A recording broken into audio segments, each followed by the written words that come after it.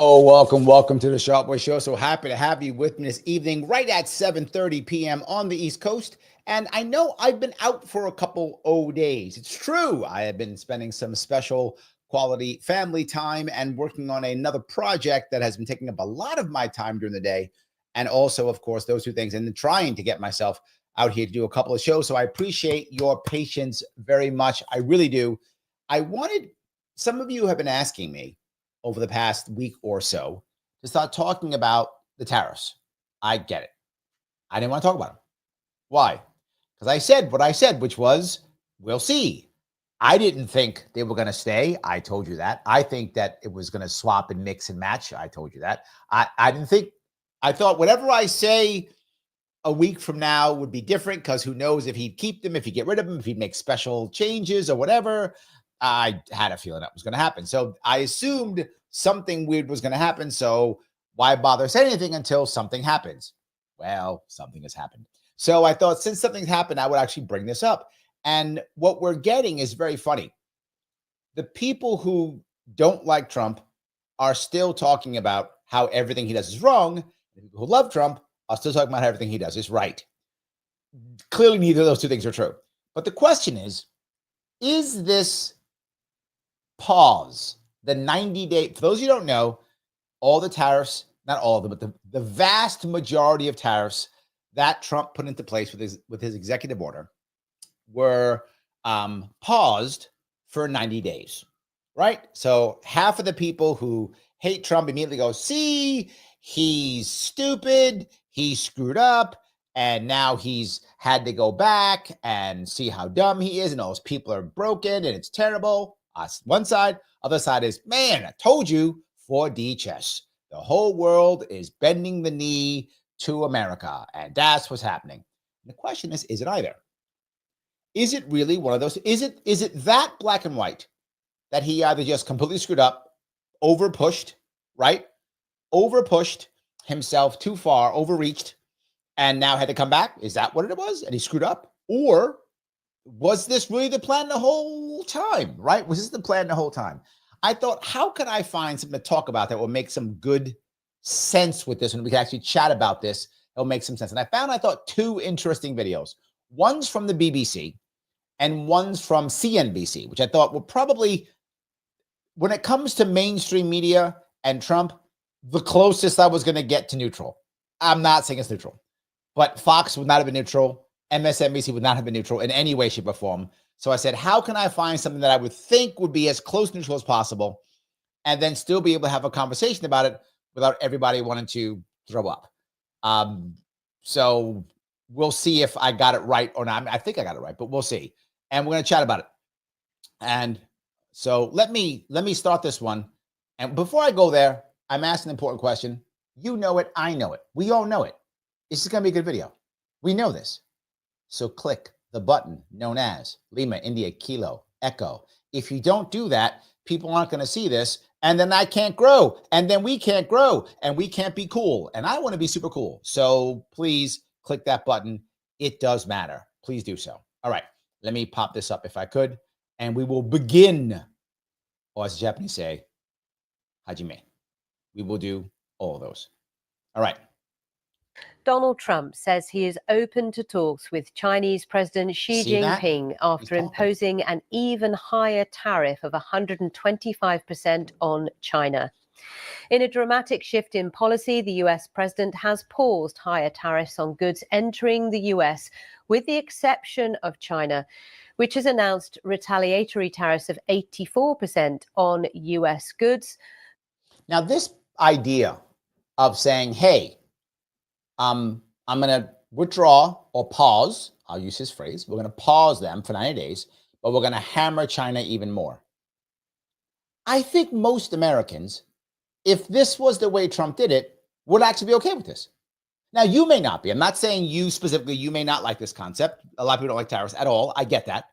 But at least this, to me, when I hear it, seems like, oh, this is a plan, right? There's a plan. We're going to get the Chinese or whatever. Okay, at least I can wrap my head around that. Even if you disagree, you can wrap your head, okay, we got to get the Chinese because of this, because of the other thing, and let's go get them. So we're going to punish them. And I think most Americans would be like, oh, okay, at least I get it. Hope it'll work. This actually seems like, why didn't you do this the first time? Like, wasn't that it?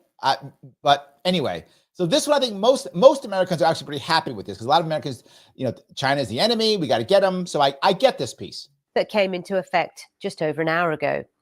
Mr. Trump accused Beijing of showing a lack of respect by retaliating. So this piece here is a big deal. For those of you who don't know how big this is, it's as big than you might think. Him saying a lack of respect. This is a serious smack to the Chinese. And I mean this on a national scale and international scale. For those you don't know, China calls itself the Middle Kingdom. If you look at the actual symbols for China, it's middle country. They literally were the first center of the world. Literally, they believe that it's center of the world. They had a very specific way of colonizing in their early years. The Chinese weren't big fans of invading other countries. They would, of course, as all empires do, but that wasn't their number one thing. What they would do is they would send emissaries.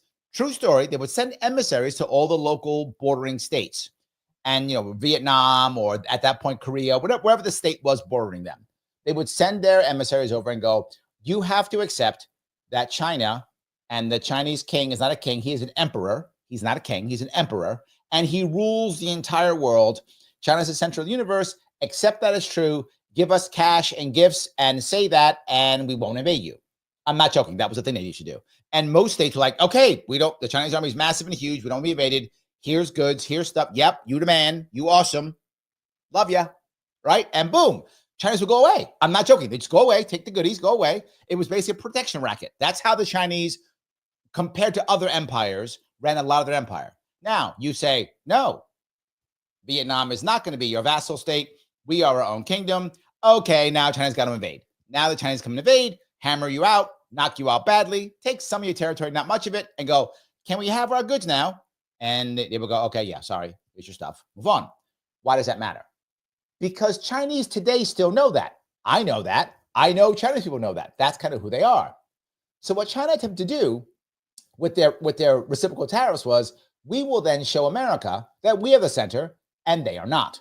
So we will now create a coalition against America. That didn't work. That didn't work. And then America said, literally, lack of respect. Respect for the actual true Middle Kingdom. This is not the way to make China happy. This is the way to double down on China, because now publicly they're going to have to admit that that's the Middle Kingdom. That's not going to go well, is what I'm saying. This is not going to go well. And Trump doesn't know that, but his advisors do. These are the guys like Stephen Miller, who are crazy historians and who want to punish the entire world except America. Yes. So guys like Stephen Miller told him what to say, and he was like, okay, I'll say that. And it just made the Chinese so pissed off. That is a big, big deal. So yes, absolutely. Let me grab a couple more of these comments. Pete, coming in hot, of course. 36 trillion, 213 billion, 771 million, $221,289.59. The national debt going even higher. So I heard he made some money. So maybe, maybe. Yes, we can always hope. Phil says, I was listening to a podcast talking about how small armies were in the Middle Ages because keeping an army trained and in the field is expensive. Yes, and then not in the field, meaning not in the battlefield, but in the actual fields like the farms. So yes, right. So you have both of those things to worry about. Both of those together, they both matter. So that's an accurate statement, right? For you, as you and I talked about earlier in one of the other shows, one of the AMAs, having a wealthy mounted knight class is a big part of having an empire. So yes, because those people are wealthy, they're landowners, they don't have to be in the actual field, and they themselves can raise armies when need be. Correct. So anyway, let me keep going on this one. These are the tariffs that took effect on Wednesday, affecting dozens of countries. However, just hours after their implementation, President Trump announced all those would be paused for 90 days and rolled back to a baseline of 10%. Yes. Mike has bad news. I think Trump's trying to create a coalition against China. That's the whole tariff thing is about. I hope you're right, Mike. Right? I've been saying why I haven't been talking much about the tariffs is because I've been unsure what the actual goal is. I didn't really know. It's all over the place. So I hope you're right, and I hope it works. This is one of the reasons why Trump has been so good to Putin, which makes so many people unhappy. Now, Putin knows it. Putin's no dummy. He's not dummy either, right? He's no dummy. But it's been nice because he's trying to draw Russia away from China. He's trying to create this kind of thing against China. The thing that works every single time is, if you isolate countries, it always works. Oh, wait, it never works. Yeah, it never works. But we still do it. We try to isolate Russia. How'd that work? Didn't. Isolate Cuba. How'd that work? Didn't. Isolate North Korea. How'd that work? Didn't. Now I'm going to isolate China. This time it'll work. This time, no, it won't. No, it won't. It doesn't work. Well, isolating Iran, that work. No, doesn't work. Doesn't work. Isolation doesn't work. It never does. Because the problem is if people want what the country has, the country will find a way to do it. You just create a black market. That's how that works. So yeah. But will China perhaps not want to go into a black market and maybe deal with us? Maybe. But that respect piece was a big smack, right? That was a big smack. So I'm unsure if that worked. Mike says it sort of worked against the Soviet. No, we outspent them. We didn't isolate the Soviet Union. We outspent them. That's different. Outspending does work, right? That does work. The problem is you also outspend yourself. You can. We did. We went to massive debt. So yes, we outspent them, Mike. That was the issue. We didn't isolate them. They were still selling. But the Soviet Union sold tons of oil all over the world. Of course it did. So yeah, we did not isolate them. In fact, we negotiated with them more than once. Reagan famously negotiated with them more than once. So did our JFK. So yeah. And President Trump says he can't imagine he'd have to raise tariffs on China further, and he has no concerns of any escalations in relations beyond trade. Here's our North America correspondent, Peter Bowes. Boy, did people love that. Rick brings up a very valid point. Rick, thank you for being a member, my friend. Getting critical manufacturing out of China is essential. The CCP is the enemy of humanity. Lots of people believe that to be true. And the whole piece, if you actually want to bring manufacturing back to America, if that is the actual goal, which I didn't think it actually was, to be fair with you, but maybe it is. If that's the actual goal, you have to keep these tariffs in line for years, for decades, right? A long time, right? For people to feel like they could do this, a long time. So if the goal is to get it out of China, and that's a different thing you're saying, Rick, which I'm agreeing with you, there's a difference between getting manufacturing out of China or bringing manufacturing back to America. They're two separate issues. Just because people don't manufacture in China doesn't mean they manufacture in America. Right now, where they're going, Vietnam, Philippines, right? They go to other places. Vietnam is a big one, right? So they'll go to Vietnam and Philippines instead. I think you see that happening too. Absolutely. So all big issues. Unthinkable at the start of the week, but Wall Street had something to celebrate at last night's closing bell. It was all smiles and cheers. Everyone's happy, making money again. Soared.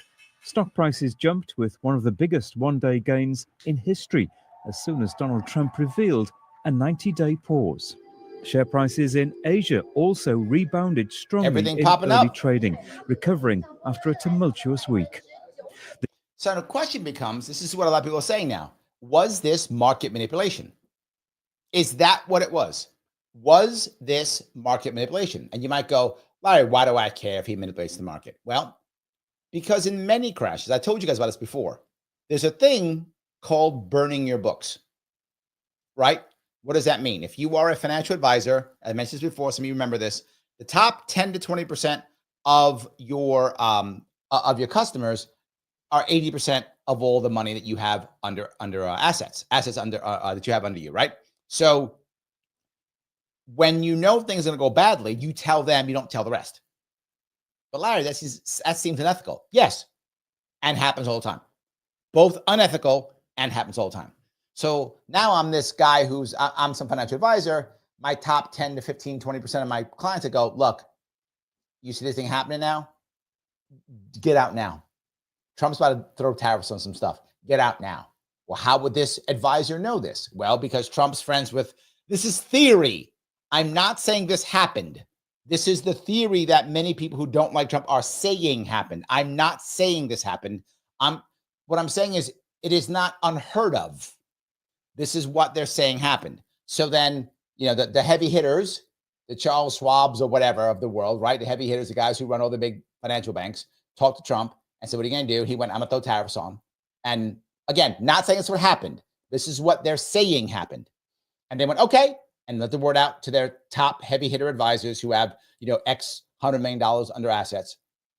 And then they went, okay, hey, top guys within my group, you guys get out right now, go into cash. They all go into cash. Then the tariffs hit. They all start losing money. They all stop buying, right? Because they all went to cash. They'll stop buying when the stocks are down, knowing he's going to reverse it. Boom, they'll make tons of money. Now, I'm not saying that happened. I'm saying that is the claim from people who don't like Trump. And Andrew even says it. I took advantage on Monday when stocks were down. I was buying. Yes. But imagine, Andrea, if you knew, I don't know, a week or two in advance, someone told you, hey, this was going to happen. You could have dumped almost everything you had and put it into cash, knowing this was going to happen, right? So dumped everything that you had, put into cash. And then when everything went down, rebought everything at the lowest price. And that's what they're saying happened. That's the market manipulation claim that they're saying. I hope that part is clear. So that's what they're saying. Did that happen? It will be yet another shift of people into a shift of money from the middle class into the wealthy. The news that sparked a global sigh of relief came in a social media post from President Trump, a substantially lowered reciprocal tariff of 10%, effective immediately. That baseline stays for everyone except Mexico, Canada, and China, with Beijing being slammed harder than ever, with a levy of 125%, massive change, way above everyone else. The president said he'd been thinking about his new plan for a few days and had noticed people were getting a little queasy. And this is the part that other people are saying, that he actually did this because people were queasy. There are so many problems with this. Let me It was written from the heart. It was written as something that I think was very positive for the world and for us. And we don't want to hurt countries that don't need to be hurt. And they all want to negotiate. The only problem is, you can only do so many at one time. It's like, we want to do it right. We want to get it right. Now, here's the problem. That's not what he said earlier. So he's changed what he said.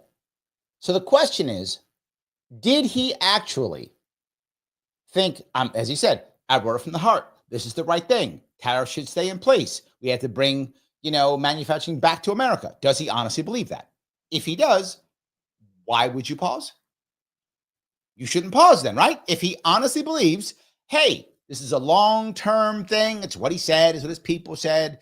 Long-term, blah, blah, blah, that's what he said. If that's true, then you can't stop it. He said, I'm the guy who could do this. Nobody else can. I don't care. It's going to be great. You're going to watch everything explode and be wonderful. Remember? It's going to boom, he said. Boom it all. If that's true, then why do you stop with tariffs? You wouldn't, right? And that's people saying he's stopping the tariffs because people got afraid and he recognized this is what they're saying again. I don't know this to be true. I'm telling you what his detractors are saying. They're saying he saw that it was a mistake. His own people were turning on him. And they said that this was going to wind up putting us into a depression and he'd be responsible for it. So he backed off. That's what they're saying. Now, the other response is no, he had to say they were permanent. He's basically lying to us. He was basically lying to us because he had to lie so the rest of the world would believe him. So he's basically lied to us saying it was permanent, but it was never going to be permanent. So that's why he said that so that people would believe him. And then he could then, get them all scared and negotiate and make free trade for the world or whatever, right? I could see both sides of that story. Absolutely. But here is the biggest problem of it all, of all of it, which is irrelevant to which side it was. This lack of stability is devastating. I was talking to one of my daughters the other day. She was asking me, she's like, Dad, when we watch these medieval movies, right? Movies about kings and queens and stuff. She says, why are they so concerned with the king having babies? Like, why does it matter? He's the king. Why do they want him to have babies? And I said, you don't know why? I said, no. I said, okay. In a medieval time, what happens if a king dies? And they go, and she's like, well, they have another king. Yeah. And if it's not obvious who the next person is, very often there's a civil war. That happens. There might still be a civil war, right? But if it's not clear, this is a civil war. So these guys who are wealthy and powerful in the kingdom want the king to have lots and lots of babies. This way, we can keep stability of the family. They don't care who the king is. They just want to keep making money and staying in power, the nobility.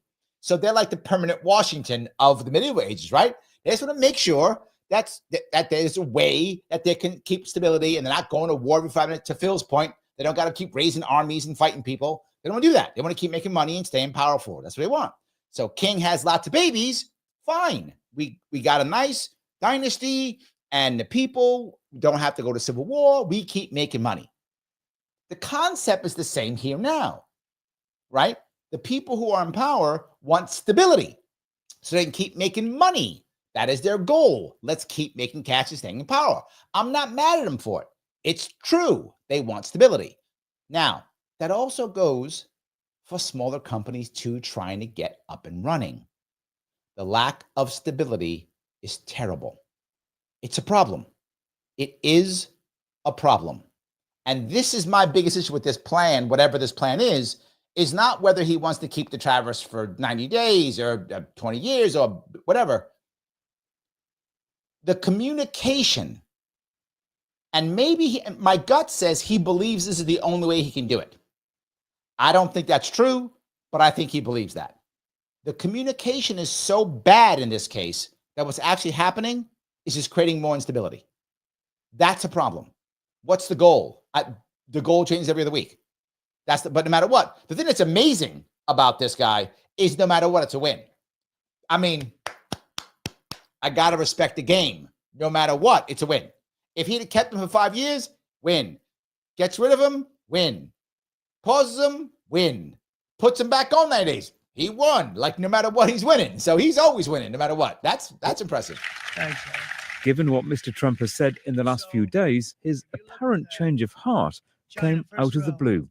But was it always the president's plan to rattle the world's markets, and especially China, to get his way? The US Treasury Secretary seems to think it was. This was his strategy all along, and that, So that's what he says. That's not what he said last week. He didn't say that last week. He's this week. So if I had him on a stand, I'd be like, okay, Mr. Secretary, are you lying now or were you lying then? Like, at one point you were lying. When? So Mike says, if you want to keep secrets from your enemies, you can't tell your friends. Often true. You're not wrong, Mike. Thank you for the $5, my friend. And I'm saying that might be true. But again, my point, though, is you have to then now communicate that or something, or you do create so much volatility that you wind up hurting a lot of people, including Americans. The volatility piece is my concern, right? I am concerned about that. Mike, and again, maybe it's you got, if you paid attention to me, what I said, was it Monday? I forgot when I said this. People asking about Trump, like, I got to give him time because Sometimes his stuff works. It does. So this could be 4D chess. We'll see in 90 days, won't we? Well, in 90 days, we'll see if it was 4D chess or not. We'll see. If the Chinese actually do come back, if they actually come back, then maybe it was 4D chess, right? There's actual change. I have trouble seeing the Chinese come back quickly. They're going to have to find a way to save face. At the moment, Trump has, maybe purposefully. I mean, there are people who want war with China. So maybe his people purposely have made it to where it's very challenging for the Chinese to save face here. How did the Chinese save face here? Michael, do they care? Yes. Yes, they do. Yes, they do care. They do care about saving face. Yes, they do. So the question is, how do they create a scenario where they can come back to Trump and still save face? Right? That's the issue. And I'm not sure how that works. So might even say that he goaded China into a bad position. They responded. They have shown themselves to the world to be the bad actors. Donald Trump insists he's doing what his predecessors should have done decades ago to get a better deal for America. He says China's leader will eventually come to the table. I think President Xi is a very smart guy, and I think we'll end up making a very good deal for both. Now, that's savvy. One thing I got to say, right? A lot of times when Trump speaks, he sounds like a knucklehead. That's true. And sometimes when he speaks, I'm like, I get where you're going with it. Like, I totally get it. Really depends on the day. This one, when he goes, look, he's a smart guy. We'll make a deal that's good for both of us. That's smart. Now he said the respect thing, which his team, he didn't say that. He said it, he didn't think of that. His team did. And that was a smack to China. Now he's doing what he always does. Oh, we want a deal now? Now I love you again. That's what he does consistently. You've heard me say this, I don't know, a dozen times more. He is transactional. So he is. He wants to make a deal. One thing I give Trump all the time, the guy wants to make a deal. And he'll make one. Guaranteed. He will make a deal. Now, if he can make a deal on Ukraine, that'd be nice. Do that one too. I'm looking over at Rumble, and my VA lady says, thank you for $2. Larry, each time you mention your Rumble account, at Larry Sharpe on Rumble, you get a few more followers. Larry is so close to 400. Hope you're at 500 followers by the end of April. Let's effing go. Guys, if you do have a Rumble account, please head over to Rumble. Please head over there and follow me on Rumble if you would. I would appreciate it tremendously. So, yes, let's do that if you can. Every bit counts. And while you're at it, if you haven't already followed me on Facebook, X, and Rumble, I don't know, like the CCP. There we go. Take that. That's it. Hate the children. Whatever. You're a bad person if you don't do that. You must do that or you are a bad person. That's how it works. That's the rules. I don't make the rules. I do make the rules. I do make the rules, and that's the rule. You have to follow me on Sharpeway Facebook, X, and Rumble, or you are a bad person. That's how that works. So please do so. That'd be great. And when you subscribe to Larry Sharpe, to Sharpeway YouTube, make sure you select all notifications. Otherwise, YouTube decides that you're a bot and unsubscribes you. That's what it does. That's why you say, I subscribed, Larry, but I didn't get a notification because YouTube randomly decided that you were a bot. I don't make that up. That actually happens and unsubscribes you because reasons. It does that. So you have to go back. If you want your chat to go right to the front, you can either super chat me or rant me on Rumble. Either of those two would be awesome. If you want to make sure I keep doing more of this and spend less time on special projects, which I did today, please become a member. On YouTube, it's $49. On Rumble, $49 per month. Click the join button. And guess what you get? You get me talking about cool stuff and back and forth with me. Look, I'm live. How many live shows like this can you actually talk to the host like this? Hardly any. Hardly any. And those that you can, they're not as good looking as I am. So come on now. You get a good looking guy you can talk to almost every night. Come on now. That's worth $5 a month. I know it is. I know it is. But no matter what, click the button known as like. That does matter. So, all right. Let me keep going here. I'm looking over on Rumble, and Alpha Dork says British Broadcasting for China is the BBC. It's cute. It's cute. But I had to find something. What am I going to do? I got to find something here. So yes. Over on Instagram, Cody says, they change like the wind. How can you talk about it with honesty? Well, that was kind of my point, right? The tariffs changed so much. That's why I didn't want to talk much about it until something happened, right? Now something's happened. Now I talk about it. I think that's exactly right. Yes. Cody goes on to say, is it possible they're bending for short term until they figure out an economy that doesn't rely so much on the U.S.? I do think that's happening, to be very forward.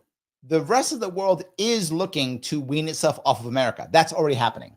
And that started happening very quickly when the Ukraine war went on, right? Biden's weaponization of the dollar was the worst we'd ever seen. No one had ever weaponized the dollar as much as Biden did. And that made the entire world go, how do we get out of this? So, of course, Trump is like, I got to double down now because 10, 20 years from now, we may not have that kind of power. So I think your point's a very valid one, Cody. I think they actually are doing that. They're trying to make that happen, right? So they can't right now. So they're going to bend, give in, make a good deal, hopefully a long-term deal. That's going to be a good deal. And then they'll probably slowly wean themselves off America if they can. I think it's true. Unless they create a real coalition against China.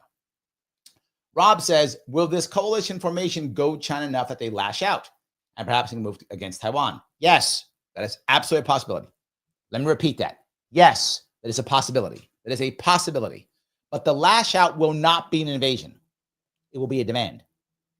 It will not be an invasion. It will be a demand. The idea of them just invading, I think, is very slim. Unless there's, because the problem is for them to mass enough troops, enough Navy, everything, the U.S. would see it. There's just physically no way to secretly mass an invasion like that. So they would threaten and then maybe begin massing, that kind of thing. It would be a threat. And then Taiwan would have to give in some way, shape, or form. And that would be a way of them saving face, right? So in some way, America agrees to recognize Taiwan as some type of entity, whatever the case, some diplomatic words. And then in return for that, China changes its tariff policy and we all go back to being friends. So Rob is right. That could be a way of them doing it, right? That's how else can they save face? So they threaten to invade Taiwan. They're not gonna. That's not a thing, but they'll threaten it. And maybe in desperation, someone will believe they might actually do it. America will somehow say something like, hey, we'll recognize Taiwan as some type of entity that makes China feel good, whatever that entity is, not as a part of China, but something like that. And then China goes, okay, you do that, we'll release our tariffs, then America release theirs, make a deal. That kind of thing could work because, again, that then creates China as the middle country, the middle kingdom. They have a sense of the universe, and they get their country back. So that might work, Rob. I could see that style working very well. Absolutely. Phil, becoming a member. Thank you, my friend. Will Trump and Xi, the greater East Asia co-prosperity sphere, so everybody wins? Yes. For those who don't know, the great, nicely done. Your history is good, Phil. The greater East Asian co-prosperity sphere was the group of nations that Imperial Japan had put together during World War II. See, Japan wasn't invading. You thought Japan was invading, occupying, and colonizing. They weren't doing that. That would be mean and evil. They were not doing that. What they were doing was they were liberating these colonies from the evil Europeans and creating a greater East Asian co-prosperity sphere. That's what they were doing. I know it looked like they were bayoneting people and using poison gas in China. That's what it looked like. But Phil and I know that's not what was happening. They were lovely and wonderful and making a greater East Asian co-prosperity sphere. Not many people would know that term. Nicely done, Phil. You get an extra star. Do I give out stars? You get an extra one. That is awesome. So, yes, there we go. Mike says, cancel the Tim Pool at this. That's true. That's true. Yes. Tim does everything at the end. Don't get me wrong. He's far larger than I am. I've been on the show 2 or 3 times. I forgot how many. 2 or 3. I forgot how many times. But anyway, but yes, it's true. I try to talk to his people during the show. No, you do it at the end of the show. That's how that works. So correct. I don't do that yet. Maybe when I'm getting a gazillion people, maybe I have to move it, but I doubt it because I really enjoy the direct conversation, right? I do enjoy the conversation very much. So maybe. But, you know, we've been treated so badly for so many years. Again, we allowed that to happen. For now, the White House says it's working on at least 75 requests from other countries to negotiate new trade deals. For American consumers, the latest twist could be welcome news that prices in the shops may not rise as much as they'd feared. Peter Bowes, BBC News, Washington. A lot of people were afraid of that, and they should be. This was a real fear. My worry was, and kind of still is, I'm not sure this is going to work yet, right? Him doing the 9-day pause, I think, is a good sign. I think it's a good sign, but I don't know if it's, I'm still worried. I don't like tariffs. So I'm always worried that they're going to backfire because it's a gamble, right? It's a gamble. Because at what point do we actually have to, at what point does someone call our bluff? The Taiwan thing, at what point do they call our bluff, right? If the Chinese actually do decide, well, you need to recognize Taiwan as ABC, whatever it is, or we're going to invade, at what point do they have to actually invade? If they actually invade, at what point do we have to actually start sinking ships filled with Chinese soldiers? Right? I mean, that's a bridge, right? That once you cross that bridge, you burned it. If we're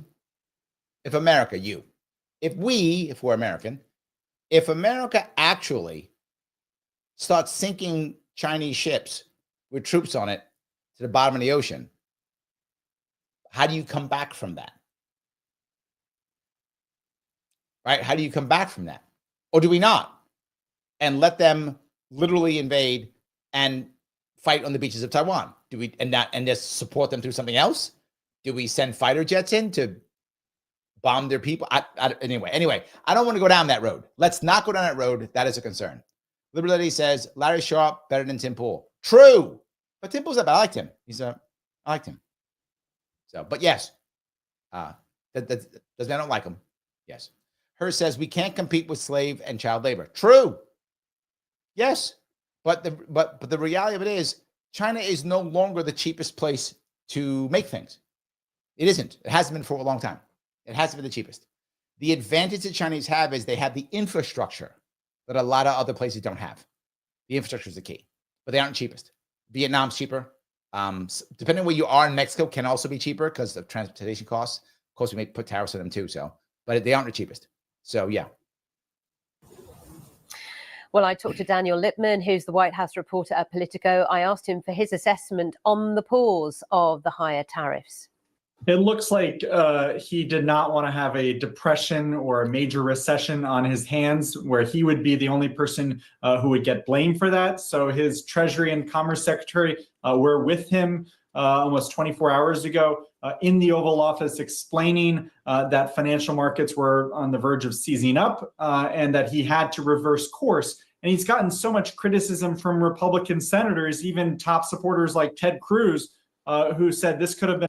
That piece is important, right? Because I do worry that what he's saying is true. I don't know if that's true, right? I think as time goes on, we'll figure out if that's true.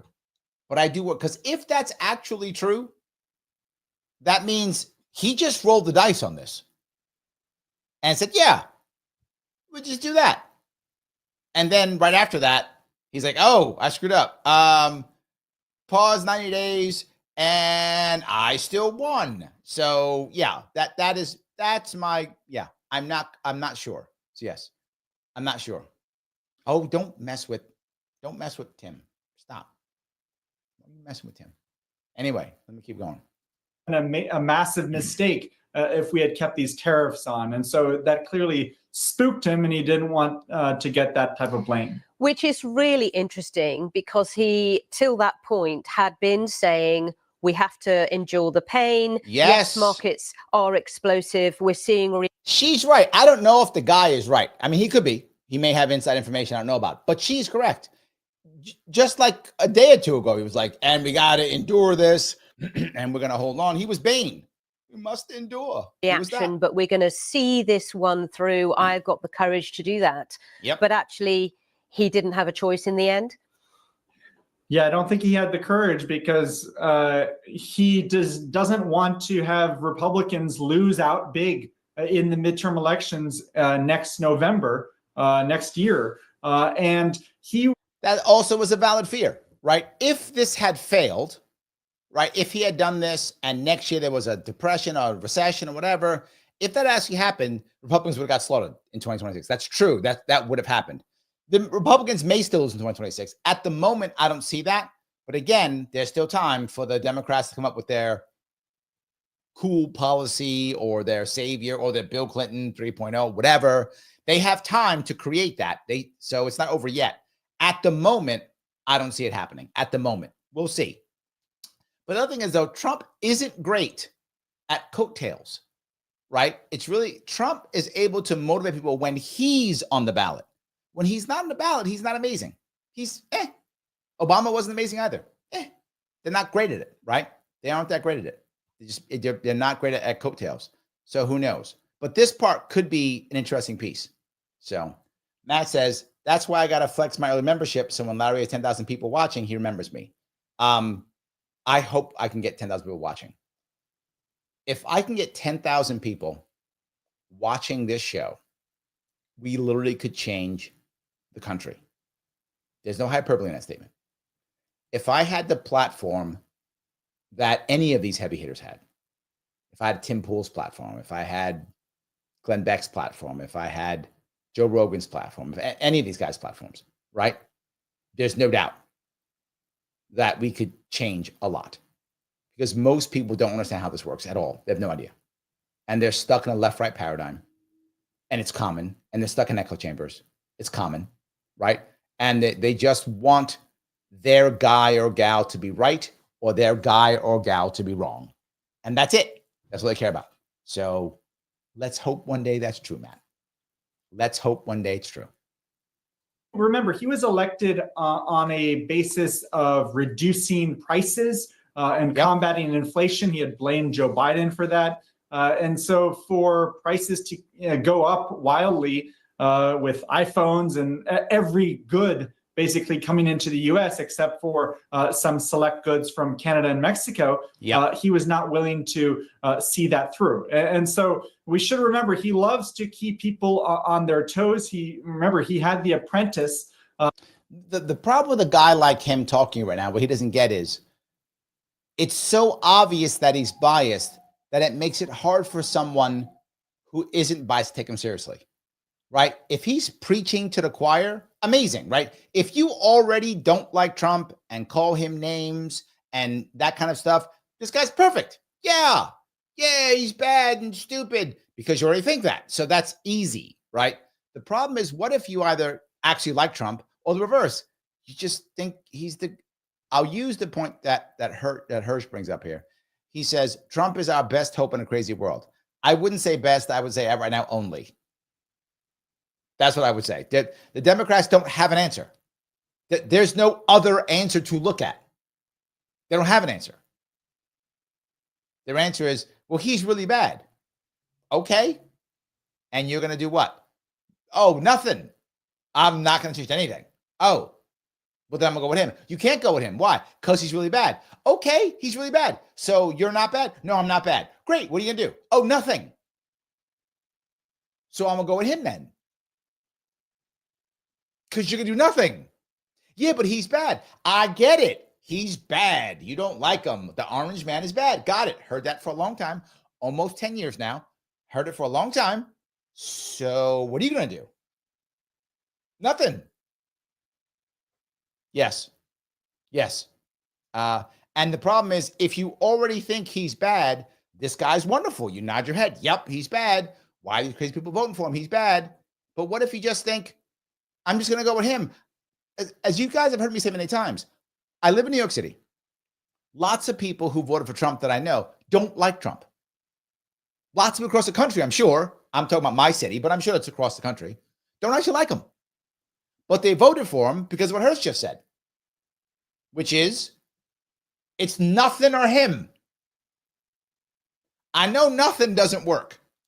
Got that one down. Don't got to be a rocket scientist to figure that one out. Don't have to have a PhD to figure that one out. I got that down. Nothing doesn't work.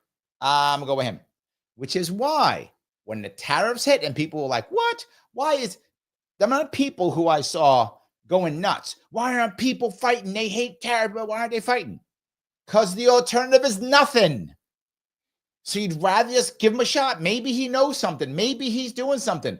We are unhappy as a nation. We are unhappy and worried as people. We are. So we would rather just take that. Okay, it's something. He's doing something. Let's do it. Versus the other answer, which is nothing. So this guy doesn't get it. Again, he's privileged. So does, I'm using the lefty words today. He's privileged. And so he views every day as almost a TV show episode, a new episode.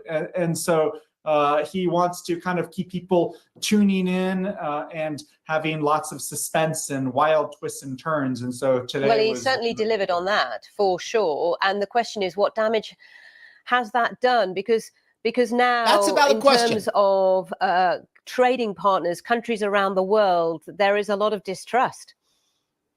Yeah, because it makes it very hard for companies, multinationals, to invest in the US because we don't know what's going to happen at the end of those 90 days if there are some countries that don't make deals. This is my other issue, right? My word that I brought up earlier, which is the idea of uncertainty. Uncertainty is the worst part of this. If, and I don't know if it's true, but if in the first 90 days he closes, I don't know, 20 deals, make the number up, 15 deals that are good for everybody, everybody's satisfied with it, he'll extend them for another 90, 100% guaranteed. He'll extend it, and he'll make a bunch of deals. He'll claim victory in all of them. Things will be more stabilized. We'll just basically be we will have increased our Cold War against China, which is the goal of his entire cabinet, is to increase the Cold War against China. If he then ends the war in Russia and makes Putin happy, which will make so many people unhappy if he makes Putin happy. So many people will be unhappy if he does that. But the Europeans have no choice. The Europeans have to come groveling back to us, which I feel bad for them, but it's just the way it is because they don't have their own foreign policy. They are vassal states to the United States. And again, look, I have a German flag here. I don't like the fact that the Fatherland, Deutschland, is literally a vassal state of America. I don't like that fact, but it's true. The UK, our father, is now a dependent, is literally a dependent elder right now on us. That's who the British Empire is. It's our dependent elder because that's our father, it's the British Empire. So now we basically got our dad. We're paying for them in a nursing home right now. That's what's happening right now. So they can't do anything. They can talk trash. They're going to do stuff. They're not doing anything. It doesn't matter what they do. It's irrelevant. I don't mean to be mean. I'm not trying to be mean to my European friends. I'm not. I'm just telling the truth. They can say all they want to say. They're not doing anything. They're going to come right back because they've been all of them have been vassal states for years. Now they shouldn't be. I'd rather them not be, but they are. They are. So yes, running. And so they can't just plan with every week with new policies. And so I think they're kind of having to get used to that this is how Trump operates. And we could still well see a recession. But I think that he's hoping to have more announcements of new manufacturing facilities in the U.S. But it just makes it very hard for companies who have long-term planning to actually make investments in the U.S. This part he's right on, right? He's accurate. This is accurate data. And the problem is if he wouldn't be so anti-Trump, then more people could hear it because this part is true. It's challenging for for organizations in general, not the larger one isn't as much. It's challenging for organizations to make long-term plans when there is so much obvious uncertainty. Now, the bad part, which bothers me, is the smaller businesses are more devastated because they can't take the small bump. The larger organizations, they actually can. Yes, and abroad because they see that policy just changes on a dime. And Daniel, what are you hearing? You know, what's the gossip about how all this has been going down in the White House in terms of the team, Elon Musk and others? Elon Musk has been very vocal as ever about his criticism about various members of Trump's team. During this process of this week, which has been tumultuous, how's it impacted his team? I think that we've seen more divisions on this issue than almost any other issue. Most of their issues they're totally aligned on. They want to cut taxes. They want to reduce regulations. Tariff is the biggest gamble he's made, which is why there's a part of me that thinks, is he just that wrong, or is he that desperate to actually make something work? Because again, if these tariffs fail, this is literally the end of his presidency. I'm not joking. He will become a lame duck president. If these fail, he'll become a lame duck president. His own party will ignore him. He'll get his butt kicked in 2026, and the Republicans will be like, this was a mistake bringing him back aboard. That's what will happen if they fail. If he does it right and all these deals actually close, he's going to be like one of the greatest presidents of the 21st century. Again, also assuming he stops the wars. He does that, stops the wars, this guy's going to be like Reagan reincarnated for the Republicans. It's just how it's a gamble. Look, I get it. If I was him and I was on my last hoorah, I might gamble too. Maybe I would. I don't know. But for Elon Musk, he has a lot of business operations in China. He makes a lot of Teslas there. So he hasn't been thrilled about the tariffs there. He has called for a zero tariffs with the US and Europe just in the last few days. And he got in squabbles with the trade advisor, Pina Navarro, where the White House press secretary said, oh, boys will be boys because they're arguing about tariffs. And so. Yeah, but the public arguments, the one thing that Trump has done, the Trump administration has done well, is because he doesn't care, when there's problems like this, it bounces off. That's the thing I actually agree with. I think that's actually a good thing, right? You should be okay with them fighting and talking and the team of rivals concept. This is not a bad thing. That part's not bad. We're all together and we all have the same thought process. I'm okay if it's not that way, right? I'm okay. That part I'm not bothered by at all. I know a lot of people are. I'm not bothered by that part. Trump kind of has angels and demons on both sides of his shoulder, and But that's a good thing, isn't it? Every day he kind of listens to one side or the other. Daniel Lippman there, White House reporter for Politico, just explaining what's going on within the White House at the moment. Let's then go to our Asia Business Hub. Nick Marsh is watching markets for us now. Hello to you, Nick. Just looking at Japan, it's still up something like 8.6%. The rally continues. Certainly does, yeah. They're recouping those huge losses that we saw yesterday.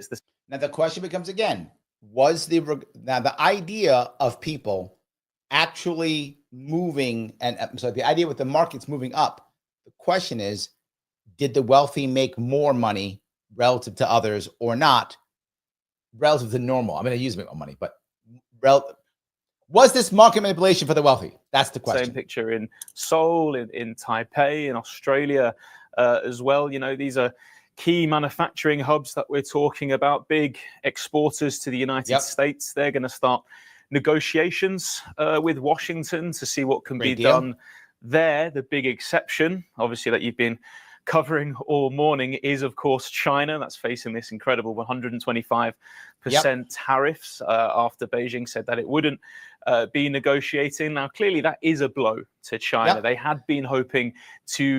They thought they were going to bring everybody together, and they could not unite the rest of the world against what they called Trump's trade tyranny. Doesn't seem like that's going to happen now. Doesn't mean, though, that there isn't appetite for a fight in Beijing. I mean, we know that the policymakers there have been preparing for this sort of scenario.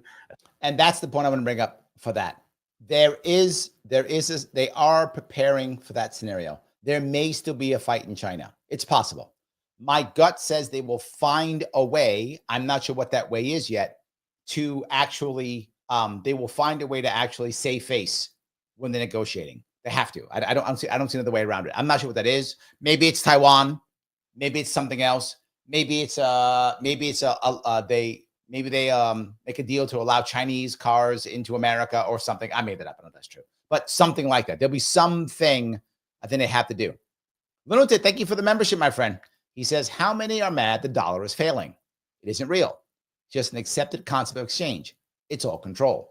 The issue here, Lunatic, is the world still cares, right?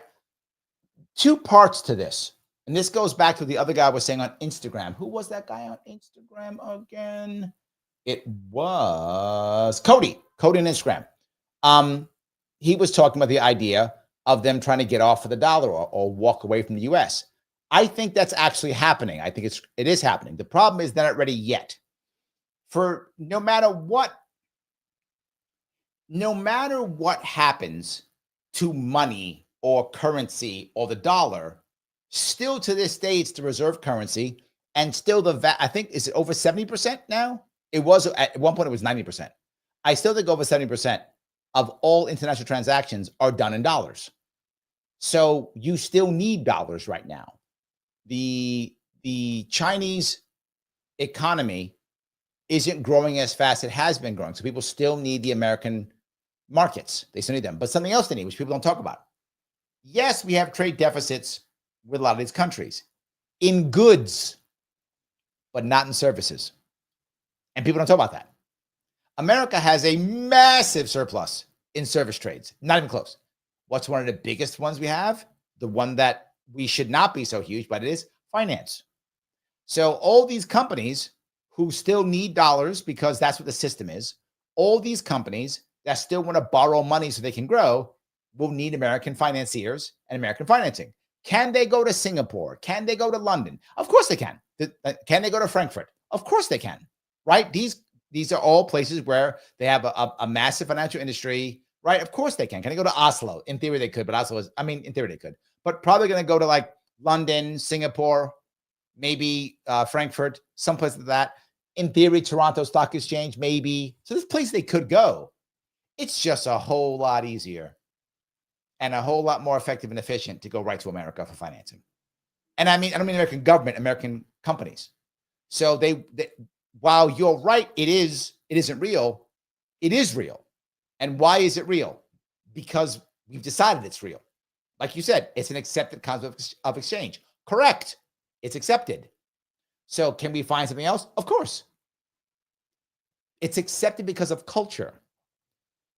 And you know that I'm preaching to the choir when I tell you this, lunatic. The dollar isn't backed by anything except culture. That's what backs it.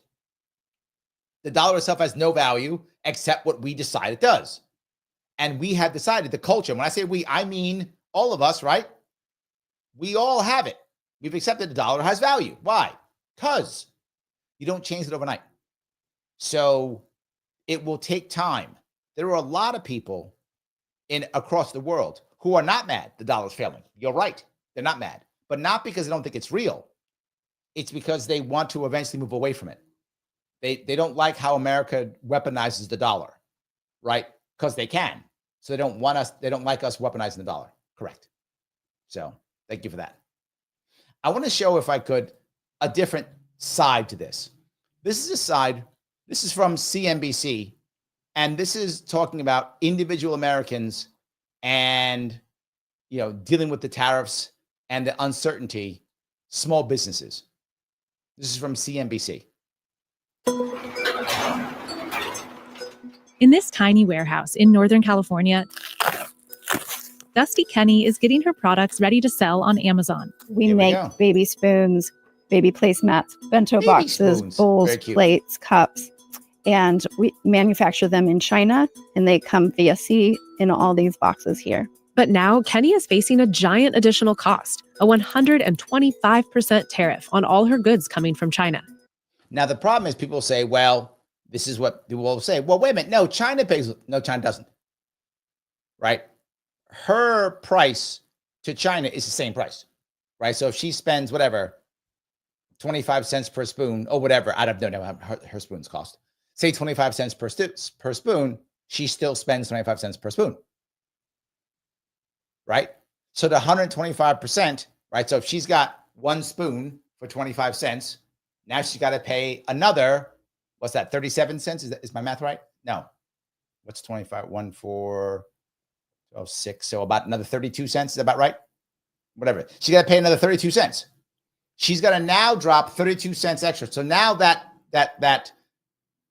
spoon that used to cost her 25 cents now costs her, what's that, 57 cents?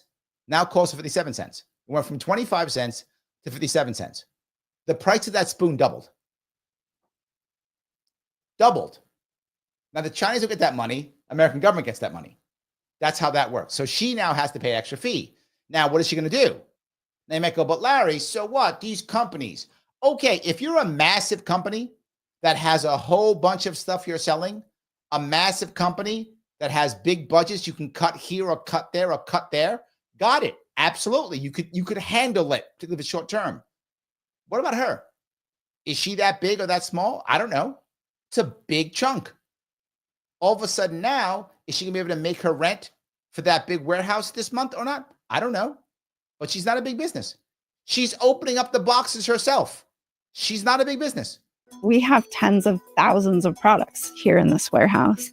And when you add a tariff to all of that, and you're trying to absorb that for your customer to not raise prices on them, that adds up to an astronomical amount. On April 2nd, Trump announced big, aggressive tariffs, a 10% baseline on nearly all imports to the U.S. and far steeper rates on many nations. In a few moments, I will sign a historic executive order instituting reciprocal tariffs on countries throughout the world. Reciprocal, that means they do it to us and we do it to them. He made that up. That's not what he did at all. But that sounds nice. That is marketed very well, right? That's not what he did, but that does sound nice. I agree. It's great marketing on that one. This is my livelihood. This is how we put food on the table. It could put me out of business. Stocks tumbled amid fears of reciprocal tariffs, rising prices, and slowing consumer spend. Although Trump did put a 90-day pause on tariffs for some countries on April 9th. Prices will go up in the short term. There's no doubt about it. CNBC sat down with 8 U.S. businesses who sell on Amazon to find out how the new tariffs are having an impact on their price. Now, there's the problem, right? This is my entire worry. Is Amazon really going to suffer from this? I don't think so. Right? I think the people going to suffer are people like her. That is my big concern. You know me. I care far more about small business than I care about big business. Far more. It's not even close, right? That's my issue. I'm concerned. Lars is in the house. How are you, sir? Laura says, this might be the last nail in a coffin for the dollar as the world reserve currency. Instant 30% reduction in America's standard of living overnight. Yes. I don't think we're there yet, though. And the reason why I say it is China could not or did not, I would say probably could not, they probably tried very hard, unite the world against the dollar. This was a chance. If the dollar was going to go under, the Chinese would have united the world. Now, do Trump's people screw up so badly with the deal making that they can't close any deals in 90 days? Now, if that happens, Lars, if his team is so incompetent, and I don't think they are because his team tends to be deal makers. So I think they'll do a good job, but we'll see. If his team does a good job of closing some decent deals with these other countries and we have better trade relationships, then I don't think the dollar goes away yet, right? Then I go back to Cody's point. These other countries will slowly wean themselves off the dollar in the next 10, 15, 20 years, right? Lunatic, I was just telling Lunatic, culture still says the dollar is king. Therefore, the dollar is still king, right? So I think that will happen. Now, if they fail and they don't have good deals and Trump goes, we're putting the tariffs back. I think if Trump actually does, we're putting the tariffs back in 90 days, I think you're right. Because at that point, China goes, I told you, people. I told you he's crazy. What's wrong with you? Come to me. And they might. Now, add on top of that, no end to the war in Ukraine, the Russians might join too.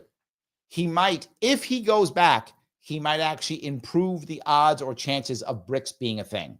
Right now, BRICS is not really a thing. They're set up to be a thing, but they are not a thing right now. He might set them up to explode. So I think it depends on what happens in this next 90 days.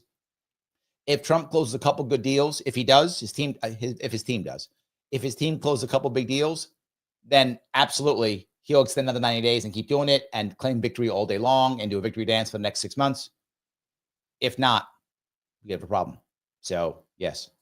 So, Biote, like Biote, silly question. People keep talking about Cheeto Head as if he's educated and competent. That's not a question. Did you have another one here that I've missed? Hold on, that wasn't a question. That was just an insult, which is fine. We can insult people. I get all the time. I'm not sure. what the question was. So, yeah. Anyway, thank you for being here. I appreciate it. Their competitors in China, and their customers' willingness to spend.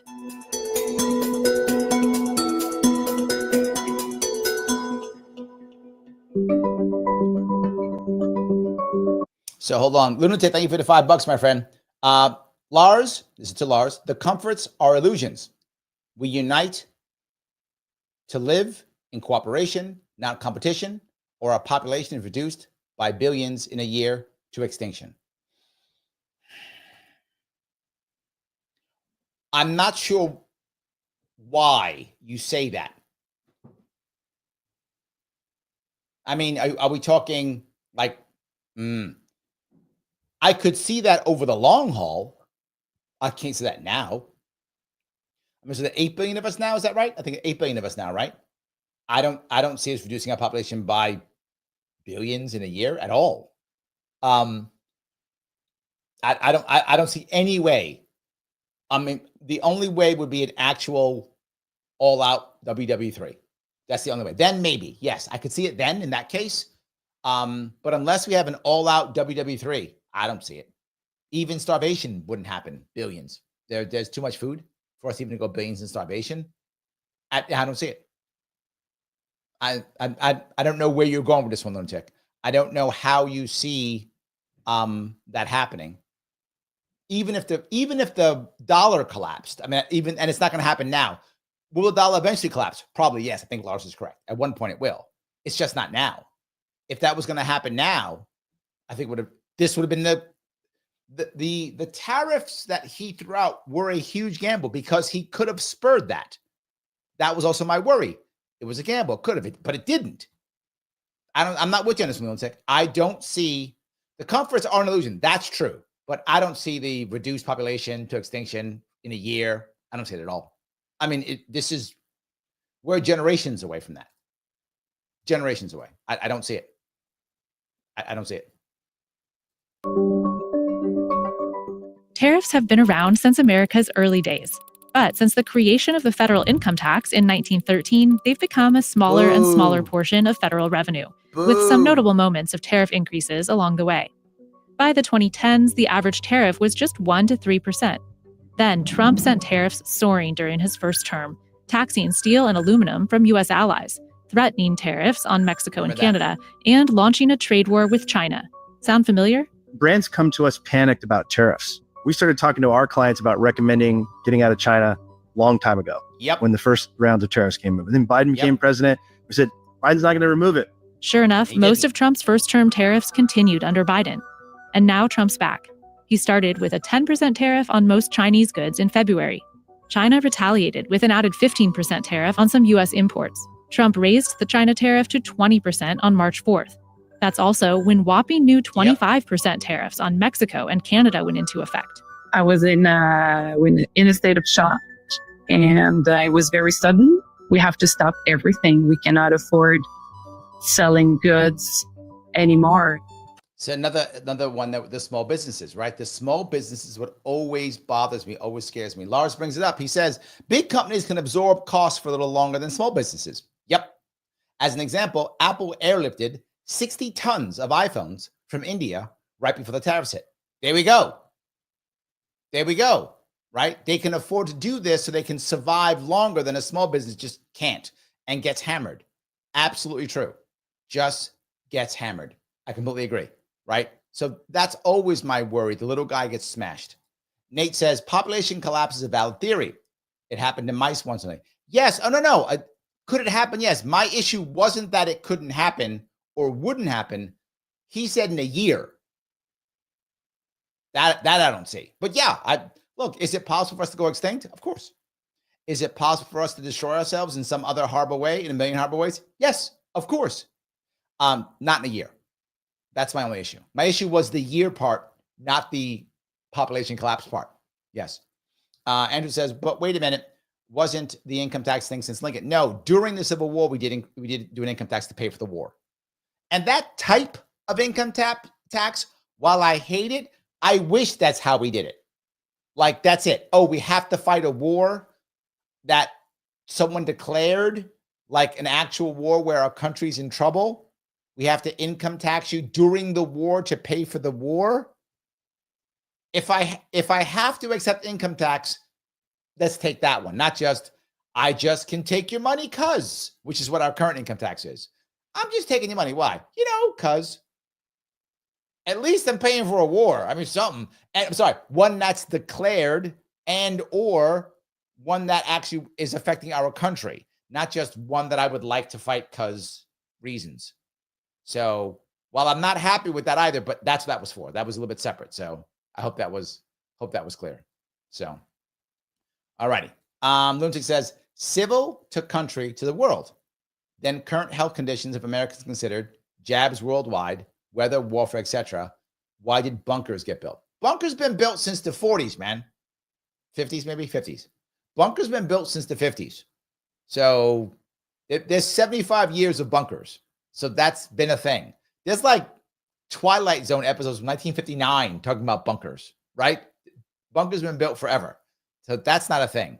The weather thing, since the 70s at least, if not earlier. So yeah, I'm not sure about that. They've been talking about population collapse since at least the 70s, if not longer. So you remember it was going to be ice age, then it was going to be a heat wave, whatever. So even if you were to do all the things you're talking about, that's not in a year. Could it happen over time? Yes. Do we really want population collapse? I think there's a group of people who actually do want that. And that's true. There's a group of people who do want population collapse. That's true. They would like to have a billion total people on the planet completely, like reduce our population by like 7/8. There are people who think that's exactly the right answer. I think you're right. People do want that. But the vast majority of humanity does not want that. Most leaders actually don't want that either. And because they're worried, right? Who goes first? Right? When are you going to pull the trigger on your population versus pull the trigger on my population? If I'll pull the trigger on my population first, you just invade me. So who pulls the trigger first? That's also hard. So could it happen over time? Yes, but not in a year. And we are far from that. Right now, most of the elites to rely upon, I mean, look, will there be AI and workers and such that will replace a lot of humans? Yes, absolutely. But that won't be mainstream for several years. It's going to happen this year. I mean, it will begin this year. But again, it's a cultural issue. Even if they were to put a robot in every house this year, they won't. Even if they did, that's not going to change everything overnight. It's going to take some time. Plus, let's say tomorrow they had robots that can go to everyone's house for a price that most Americans could afford. Not everybody would take it. Not right away. It would take some time to absorb it, decide what was right. And first, they're going to go into factories first before they go into any place else, right? Any warfare against people, why would you mount the war against your own people first if the other people haven't agreed yet? I don't know. I feel like I've heard this before. I'm not buying. I'm not buying it. I mean, maybe eventually, but yeah. Andrew says, creating an apparatus to facilitate that tax does make it sound like you're prepping for war. Just saying. Well, that's how we pay for the wars. Through that in debt. Yeah. When we made the income tax, we also made the Fed. That's how we pay for wars. So you're not wrong. That is how we pay for wars. That's true. So, yeah. Portable Winch Co. has been making its car winches in Canada for more than 20 years and simply driving them an hour to the U.S. border for duty-free shipping to American customers, until now. The U.S. is a growing market for us. It represents like 22% of our sales. We 22%. Are questioning ourselves if we just move our focus to Europe. Is it really a negotiation tactic? Maybe. I hope so. I sincerely hope so. And that's a problem, right? Does she then move her selling to Europe instead, right? Is that what she does? Now, maybe she does. Who knows, right? But the worry is she's a small business owner. This is far more devastating to her and will shock her. And literally, I'm not joking. If you're a small business owner, you understand this. This could literally traumatize somebody. I'm not making that up. If you were a small business owner, you know exactly what I'm talking about. Literally, she could actually be traumatized from this. If she is, she may not want an American market anymore. I hope that's not true, right? I want us to be able to trade back and forth as much as possible. But in theory, that could stop her from doing it in the future. If she's one, how many other people are thinking the same way? And like, you know what? The uncertainty for a small business is devastating. So yes, Andrea says, I would like a Rosie robot though. Me too. Me too. Yes. IC says, yep. I love cleaning when I have energy. I don't know. Sarah says, I don't have any robots either, but I'd like a house cleaning robot. Yes, absolutely. Yes. 100%. Mac goes on to say, I don't want a house robot. I want Gundam or power armor. I know you guys want that. I'm good. I'll take a regular robot. I just want some, I want to take care of some of my stuff. That's what I want. So, yes. Then on April 2nd, Trump made his biggest move yet, reciprocal tariffs on 180 countries, with an average rate the highest it's been since the Great Depression. There's a blanket 10% tariff on nearly all imports, 20% on the European Union, and big tariffs in Asia, 32% on Taiwan, 46% on Vietnam, 49% on Cambodia, although Trump did put a pause on tariffs for some countries on April 9th. But in the biggest blow for many Amazon sellers, Trump doubled down on China tariffs, raising them to a humongous 125%, following China's own retaliatory tariff of 84% on U.S. goods. Now, that part, by the way, if he did it on purpose, was brilliant. If it was. I don't know if it was. But the idea that he says, his guy goes out and says, don't reciprocate, don't fight back, and we won't fight back, and we'll deal with you. And China said, we're fighting back. And they fought, and no one else did a thing. They're like, we're going to do nothing. Can we talk? And then Trump, again, assuming that was the plan, I don't know it is. He went, okay, you have bent the knee. He did the thing I talked about earlier in this episode. I talked about the idea of how China used to force people to bend the knee, right? They didn't invade unless you didn't bend the knee. Basically, it's a protection racket, right? What China used to do when they were an empire, they would go to their local, their bordering nations and say, okay, China is the emperor, is the empire, right? And you're a vassal state, correct? And if that's true, give us a bunch of cool stuff and send us on our way and pay our taxes and stuff and tell us how awesome we are. And most countries would go, yeah, it's true. You guys are the best. We love you. Here's stuff. Please don't invade. And fine. And China wouldn't invade. Sometimes country would say, no, I'm the king of whatever, and I'm not your vassal state, and here come the Chinese army, right? That's how that worked. America basically did that. They did China modern day. And the only people who didn't bend the knee so far is China. And there we go. They played their own game on them. Estimates show some 60 to 70% of goods on Amazon come from China. Although most products on Amazon are sold by third parties, tariffs will also impact its own brands, like Amazon Basics. They're trying to win by saying we have a similar feature set to the national battery at a lower price. And so if they have to raise that price, consumers are likely to have a preference for that well-known, familiar brand. So will Amazon increase prices on its own brands, passing the new tariff cost on to consumers? The last thing they want to do is right away just pass it to the consumer. See, what Amazon can do that others can't do is they can pass on the price increases, not to the consumer, but to the people who sell on Amazon. Yeah, that's the issue. If they want to, right, what they can do, what Amazon can do is go, oh, there's a tariff of whatever, 10%. All right, I don't want to raise Amazon prices. So what I'll do instead is everyone who sells through Amazon, you're going to pay 10% more. We're going to change your contracts now. Your contracts where we had to take whatever, 30% or whatever Amazon takes, whatever chunk they take. Now we take 33%. Wait a minute, but the deal we made was 30. Yeah, but we're changing it. Why? Because tariffs. So now we're taking 33%. And now the person selling goes, okay, so wait. So I got to pay the tariff to the government and I got to pay you an extra 3% so that you can pay the tariff to the government. Yes. So I'm paying tariff to the government twice. Yes.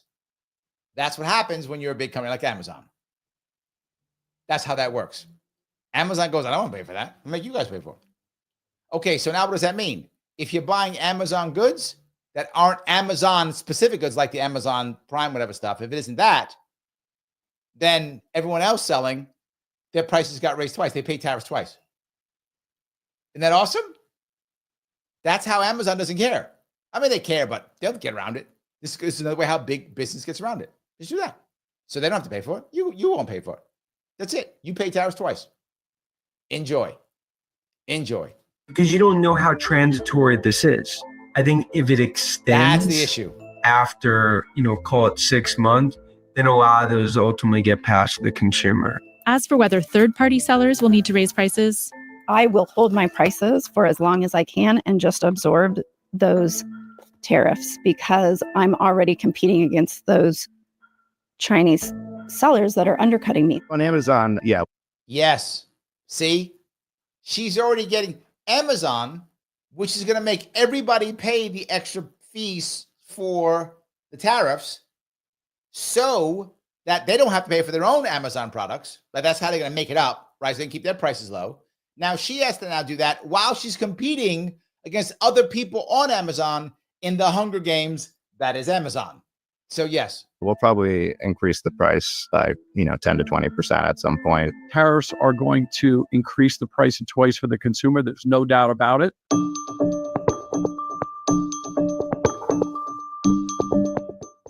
Okay, China made, U.S. based. That's a big difference in what we're trying to explain. While tariffs on China are nothing new, it's unusual for them to hit certain types of goods, like toys. I mean, it's real steel. This is a real steel, really tangible toy. This toy retails for $29.99. This you cannot make that toy in America for $29.99. You can't. Will end up costing $5 to $10 more as these tariffs fully pass through. Jay Foreman. So now you're going to pay $39 for that truck now. $40 for that truck now. That's a big deal. And runs Florida-based Basic Fun. With $200 million in annual sales, its well-known labels sell on Amazon and at retailers like Walmart and Target. Tonka trucks, Care Bears, Lincoln Logs, Tinker Toys, Light Bright. And as with most in the toy business, we make the overwhelming majority of our product in China. China, has a tremendous workforce, and not only a tremendous workforce, but they've invested in the infrastructure to. That's the key. Note, he didn't say the cheapest because it isn't the cheapest. And people think it's only cheap labor. It is cheaper than us, but it's not the cheapest labor. What do they have, though? They actually have the infrastructure. They have the workforce. They actually have that. That's the difference. So, yes. Create a toy manufacturing supply chain. Because of China tariffs. So IC goes on and say exactly right. She's competing against Chinese sellers and third-party sellers who sell the same product from China. Accurate, stolen IP. She actually brings this up. She will bring this literally up, IC. You are exactly correct, right on the button. Jay Crown says, Trump's tariffs are a failure. I think we'll see. I don't know if that's true yet. I think it's possible. Again, I've been saying it for a long time. It is possible. This could completely backfire. I just don't think I don't think we know yet. These next 90 days are critical, Jay Crown. They're critical to know if this is going to be successful or not. In the next 90 days, we're going to know. If the Trump team is unable to make any good deals that he can claim as a victory, you are correct. If he's not. If he can, I think he'll claim victory and keep moving. I think if he's able to do it right, if he is, his team is, this can be a victory for him. It absolutely can be. During Trump's first term, Foreman says a lot of toy manufacturing has moved to Vietnam, Mexico, and India Mexico. In the last 5 years. Those 3 cheaper places, Vietnam, India, Mexico, all cheaper. Now, do they all have the same infrastructure? No, they don't. Now, Mexico doesn't have to have it in theory because you just drive your truck up the road and you head into America. Vietnam and India have to have the same industry to ship the stuff over there. And unless you're a big company like Lars was talking about, if you're a big company like Lars, you just write a big check and you fly the stuff over because you're a big company. What if you're not? Not as easy. The interesting part there is that most of the factories that operate in places, toy factories anyway, that operate in places like Vietnam, India, and Mexico are owned by Chinese anyway. So there we go. So you move to Mexico, or you move to Vietnam, or you move to India, and who's running those factories? Some Chinese oligarch. Yeah, did you really win? I mean, yes, but no, but yes, but no, kinda, ish. Maybe. You're sort of not escaping doing business with the Chinese. It's been crazy. sometimes we find information because we get an invoice or we see the customs entry document. We're like, well, what do we charge? What do we in charge again? John Covey owns St. Louis-based Genius Games. He does the majority of his yearly $2 million in sales on Amazon and makes his science-based board games in China. The actual machinery to manufacture at the quality that we need primarily exists in China, and we have not seen samples that will compare to the same level of quality. And that's the issue. People think it's just cheap labor. Again, cheaper than American, but there is infrastructure in China, and that's an issue, right? That's a piece that you have to worry about. There's infrastructure in China that doesn't exist in other countries. Mexico's infrastructure isn't as great. It doesn't have to be as great because it's so close, so it can be worse, but it's not as good as China's infrastructure. India is not as good, and neither is Vietnam. But they're getting better, and that's the issue. They're going to try to get better. This goes back to the original point. They were talking about, how do these countries, get better and have other people? Well, they get better infrastructure. They can sell to different parts of the world, right? China sells all over the place because they built the infrastructure to do that. That's the advantage they've had. So yeah, I think that's an important piece. But the next piece you've noticed is the tariffs were supposed to help build manufacturing back in America. Remember that? That was the plan, they said. Jay Crown saying it failed. Well, he may be right because maybe we're not building anything in America still. Maybe this is this long-term thing we talked about. Everyone you just heard, and look, it's CNBC. They're not necessarily pro-anti-Trump. They've been both. They have been both. The issue here is, what are they saying? They're saying, okay, so we can't build here. A lot of them aren't building in America. They're going to cover that in a second, but they're still building outside of America, just not in China. So the question is the goal, right, as Ray said, just to get the manufacturing base out of China because the CCP, is that the goal? Or is the goal to bring it back to America? If the goal is to bring it back to America, that's not happening. Not with this plan, it's not happening. If the plan is to get it out of China, that may be working. But what if the oligarchs just buy the factories in India? Or the Chinese oligarchs buy the factories in Vietnam? Or the Chinese buy the factories in Mexico? This isn't as easy as one would think. And toys are just one category among many that rely on China for manufacturing and assembly due to lower costs and established infrastructure. This is one of the most amazing pieces of technology, and this thing is made in China. And whether you're making a Tonka truck in China or an Apple iPhone, they figured it out. Almost all electronics that U.S. consumers like to buy are fabricated in China. The vast majority of textiles are milled in China, whether the apparel is actually put together in China or not. Other categories, like teas, can't easily be grown in the U.S. because of the climate. You need high humidity. Usually you need to be at a very high altitude, and those things only come together in certain parts of the world. Like the green teas that we use are only really grown in coastal China. The black teas are grown in India. Baltimore-based Zest makes high caffeine teas. About half of its $3 to $4 million of annual sales happen on Amazon. It's those components that are the most troubling. Of you don't really have a U.S. option, and just you have to pass on the cost eventually. And that's the problem that I'm worried about.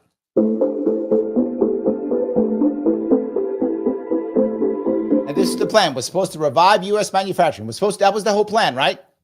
Now, Michael brings up a point. The NAFTA agreement sucked factories south, as Ross Perot said. Yes, he said there'd be a giant sucking sound. I remember that. Michael. And he was right.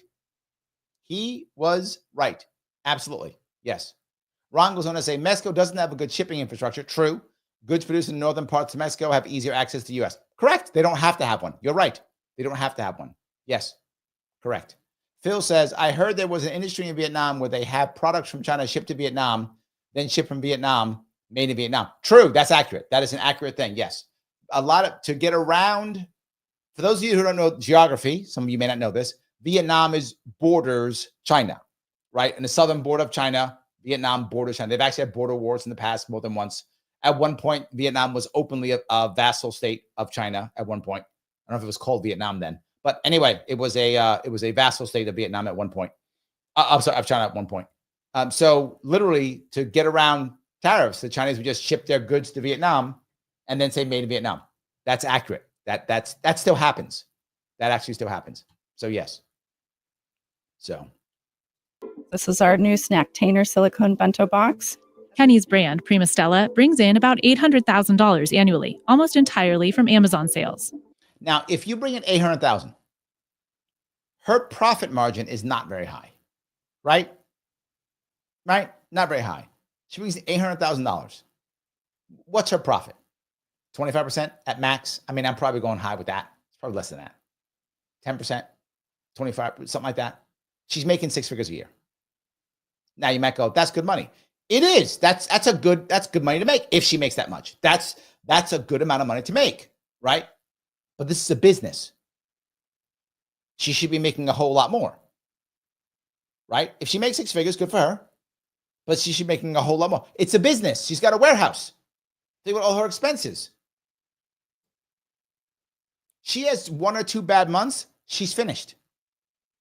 If she's trying to make that kind of money, she's got to be bringing in tons of cash that she's not putting back into the business.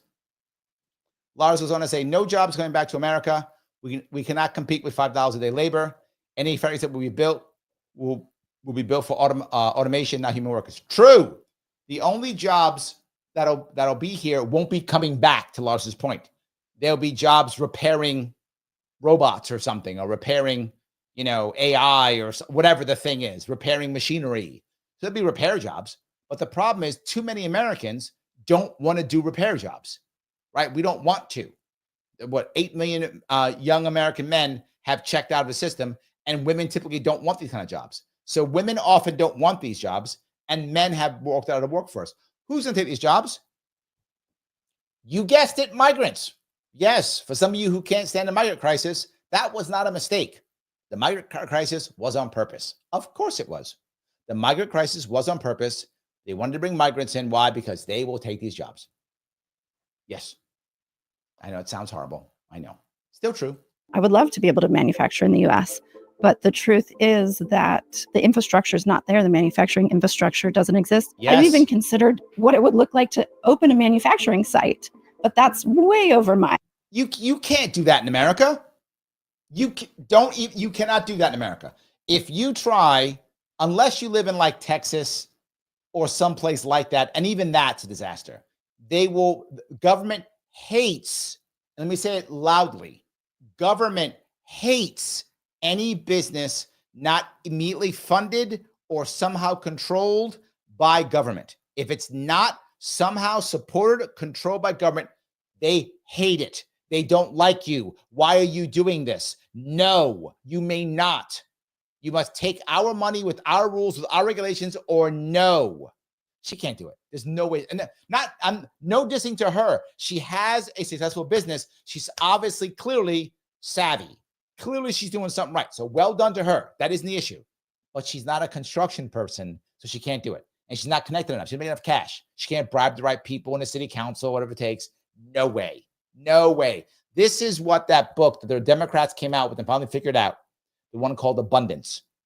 Democrats are figuring out, wait a minute, we're all about bureaucracy. That's not going to work. Yeah, it's not. She could never do it.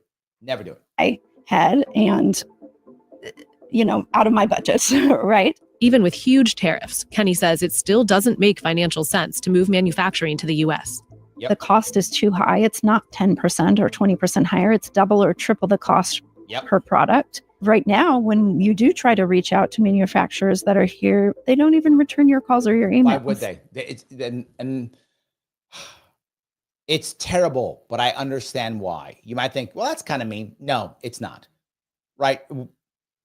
As a business owner myself, there are many jobs I don't even try to bid for because I'm never going to get them. It's never going to work. I don't bother bidding for them anymore. And when I would train people about this, they would say, hey, what happens when you have a job, a job that, you think that someone's just BSing you? I say, when that happens, give them the absolute highest price possible. Like what? Highest price possible. Why? Because one of two things happens. One, they were never going to use you anyway, and you didn't waste your time. Put high price, move on. Or they go, why is your price so high? Now they start talking to you. You got to have a chance. That's the tactic. I would get RFP. People request work and give an RFP. And it's some massive request. RFP, by the way, is request for proposal. Those of you who may be in business may know that. Those of you who are not in business may not know that. That's an official request. And it can be very long. It can be multiple pages, all those things.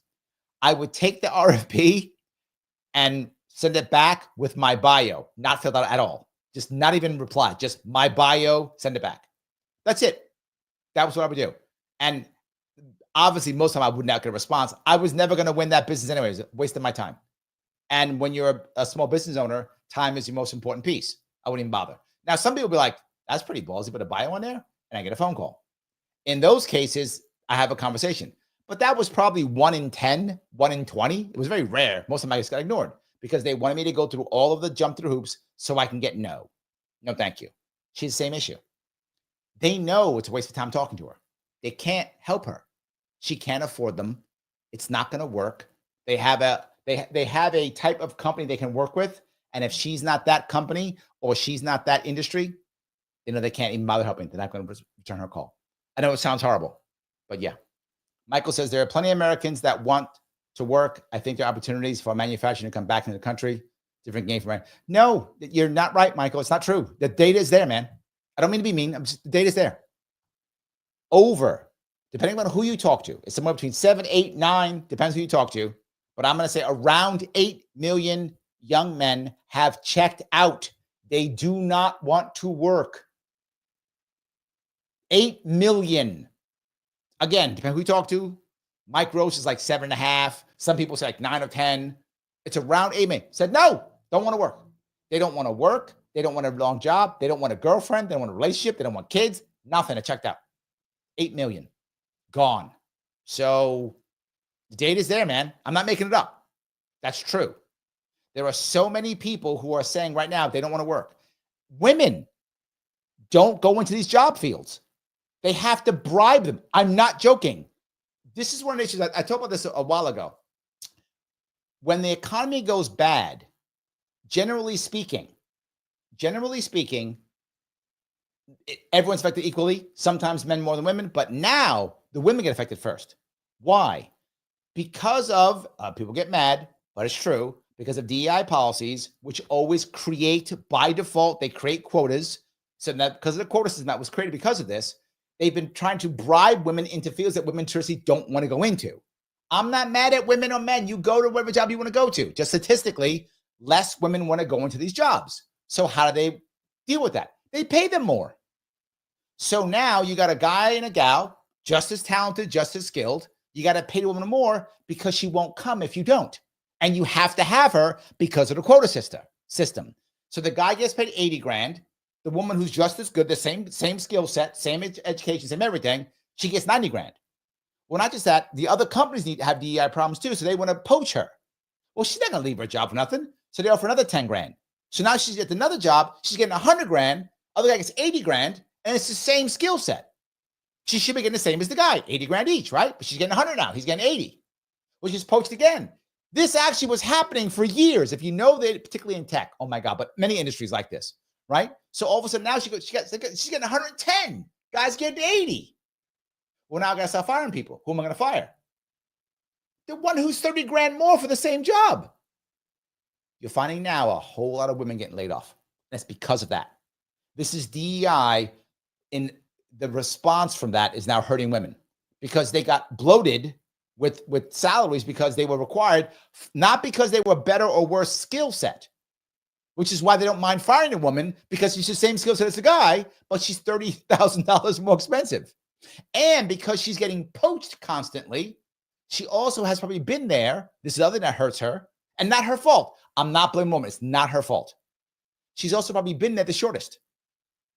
She's been there the shortest. Why? Because she's been poached so many times.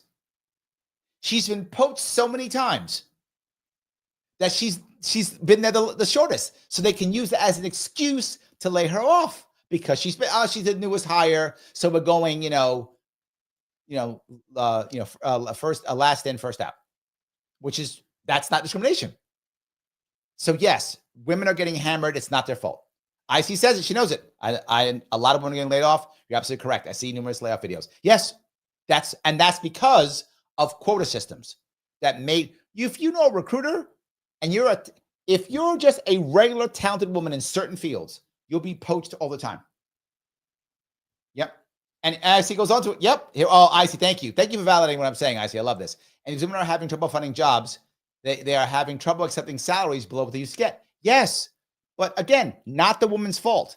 Their salaries were bloated because they had to be bribed to change jobs or go into fields they didn't want to be in. It was not a natural place. It was instead forced by DEI policies, which created quota systems. Quota systems always make things worse. So yes, that's what happened. And it's happening everywhere. The current downturn right now is hurting women more than men. That's what's happening. And now because they have certain, if I made 110 grand a year when I should have been making 80, now all of a sudden someone's giving me a job for 80 because that's what I should have been making. That's a 30 grand cut for me. I don't want to take that. I don't want to take that. Why would I take that? I made 110 at last place. Yeah, but you was only worth 80. Yes, you only worth 80. And again, I'm not blaming the woman. It's not her fault. This is the system that put her into a bad spot, and now she's in trouble. 100% true. Yes. There we go. Let's see. IC says, now women are more in need of men since the rest of the AI. I don't even know man doesn't work anymore. Is that how that works? Maybe it was a good thing in the long run. Maybe more people will have a relationship and get married and have children. Maybe it's good in the long run. Who knows? I don't know. I'm trying to put something nice on this, but yes. The people in China are hungry for the work. They'll get back to you right away. They make sure you get your shipments right away. They're on it. There are some, like Viper Industrial, that do manufacture entirely in the US and charge a premium for it. Yes, right. Look, there is a group that will buy this, but who is that? It's the wealthy, right? It's the wealthy. She see as a competitive advantage. You put our products side by side to a competitor's that is getting it overseas, and it's a night and day difference. Dane Rush and his brother own the Green Bay-based business, selling some $30 million annually of stools and other shop equipment. Okay, he's also selling $30 million compared to her $800,000. So if he's making 10% and she's making 10%, she's making 80 grand. He's making 3 million. You're making 7 figures a year and you split that with your brother. So you make 1.5 each. You're doing fine, right? You're making $1.5 million a year and you still got a $28 million working budget that you can work in. You're good. And if you're making $30 million a year, you can get credit like that. Done. You get credit in a heartbeat. Plus, he's got physical stuff. He's got he's got factories. He's got equipment. That's you get a loan on that right there. That's collateral. So things go south for him. He's got collateral. He's got physical collateral, machinery, buildings, leases, all those things, contracts, right? Which also can count as collateral for collectibles, right? With collections. So that too, all those things. He's set. The other woman, Dusty, she don't have that. She got a warehouse that she's renting. Range in cost from $350 to $650. For a stool.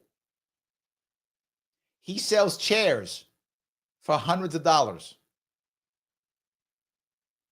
How many of you going to buy that chair? That's a very specific market. That's my point. If she calls this guy up or emails him and says, I make baby spoons, she doesn't get a call back. Unless you're going to sell your baby spoon for $400, right? She don't sell a $400 baby spoon. Not going to work. You can go to, a lower value store and buy a stool at $40 or $50. Yep. Maybe even cheaper. We're not going for the buyer that's looking for the cheapest price. It's not our market. Now Correct. He's considering. And that's my point. That's why they don't call her back. Because this guy's like, you sell baby spoons. Sorry. Yeah, ain't working. So yeah. Taking on manufacturing for others who rely on countries hit hardest by the tariffs. At the National Hardware Show, we actually got asked by many vendors if we could be an OEM for them. So I think there's a huge opportunity. OEM is, original equipment manufacturer. Yes, OEM is original. That means you make the thing for them to put together. So you could make the parts and they could put it together someplace else, or you could make the entire thing, also possibly depends, but OEM usually is you make the physical parts that someone else puts together someplace else. And many things that are made in America actually aren't made in America. They're assembled in America. The parts are made in Vietnam, or the parts are made in Turkey, or the parts are made in China, the parts are made in Mexico. Then all the parts get shipped to an American factory where they're assembled. So made in America is often assembled in America. And he's like, we could be your guys who make it, and you could assemble it at your facility, wherever you are. So we'll make the parts, send it to your facility, wherever it is. You put it together, and you can say made in New York, or whatever the case may be. That's what he's talking about. Oh, yeah. The other side is value added reseller is a VAR. I think I got that right. VAR, value added reseller. For OEM manufacturers to start taking on more work from these people that were purchasing overseas, and start making it here in the United States. This may be true for some categories, but not for any of the other Amazon sellers we spoke to. Instead, they've been looking to move manufacturing elsewhere overseas. Yes. During the first presidency of Trump, we noticed that the tariff was going to impact our industry. And that's the point. These tariffs, unless you're going to keep them in place all over, right? What he said, I'm hammering everybody, Vietnam, all of them. Unless you can do that for years, and people believe it's going to run for years, it's not going to bring manufacturing back to America. That's not how that works. It's not going to happen, right? It's going to put it someplace else.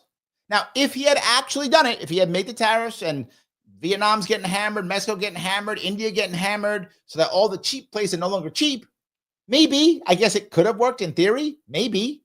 I don't know if it could have, but maybe. But that's why I don't think that was ever I don't think that was ever the plan, or Trump is just that nutty and thinks that was the plan. I don't think that was ever the plan. I think the plan had to be, my gut says it had to be to make better trade deals and to try to do what I am utterly against, which is just trying to isolate China, which I think is dumb. But I think that's the answer. That's what I think. So yes, Ron says, right, assembled in America. Most of the cars are the same way. Correct. Yes, that's accurate. Ron's correct. Very often, many cars that are made in America are actually assembled in America. And to be forward, I don't care if it's an American job. Just my personal opinion, Ron, I don't mind, right? If I'm actually helping people to assemble cars or assemble stools or put together or how do you assemble a spoon? Whatever. Assemble a thing, and it's getting somebody a job they can pay their bills on, I'm good. I would just like people to have jobs they can pay their bills on. I don't care what you're doing. If you're happy assembling cars, assemble cars, brother. Whatever makes you happy. I don't care. That's what I'm saying. So yes, Lars on my side. He says it. This is not about bringing jobs back to America. It's all only about China. Yep, absolutely. Especially with furniture being hit. So at that point, we set up our first joint venture factory in Vietnam. William Su runs a $70 million New York-based home and kids brand called Teamson. Okay, $70 million. Again, if he makes 10%, $7 million. Say he's got two partners. Still, each of them making seven figures. He's good. He can figure this out. He was thinking ahead of the game. He was like, okay, you throwing tariffs on China? I'm heading my happy ass over to Vietnam. He's probably thinking now, how do I go to Mexico? How do I go to India or whatever? He's probably thinking already. He's already ahead of the game, right? The bigger companies have more play, but not just that, right? There's something else. The reason why I always feel for the Dusties of the world, meaning that woman, her name is Dusty, who has $800,000 in sales, is she also can't afford good advisors. If she's only making $80, $90, $100,000 a year, she can't afford good advisors. Homeboy here making a $70 million company, he guaranteed he has an actual team of people who are advisors who tell him how to manufacture, where to manufacture, what to do. His CFO is not just some guy, some accountant crunching numbers. I'm not against accountants crunching numbers. They're very important and valuable. But his CFO is far more than that. His CFO was thinking about, where am I making the dollars here? What can I crunch here? What can I crunch there? His CFO was working hand in hand with his COO to figure out how they make this thing as efficient as possible, because he's paying each of them 6 figures a year. That's how I know that's happening. He's paying for talent. He's paying for advisors. Probably also got consultants that come in and go, how about this? How about that? Right? So he's already got that going on. Does that woman making 80 grand a year have that? No, she doesn't.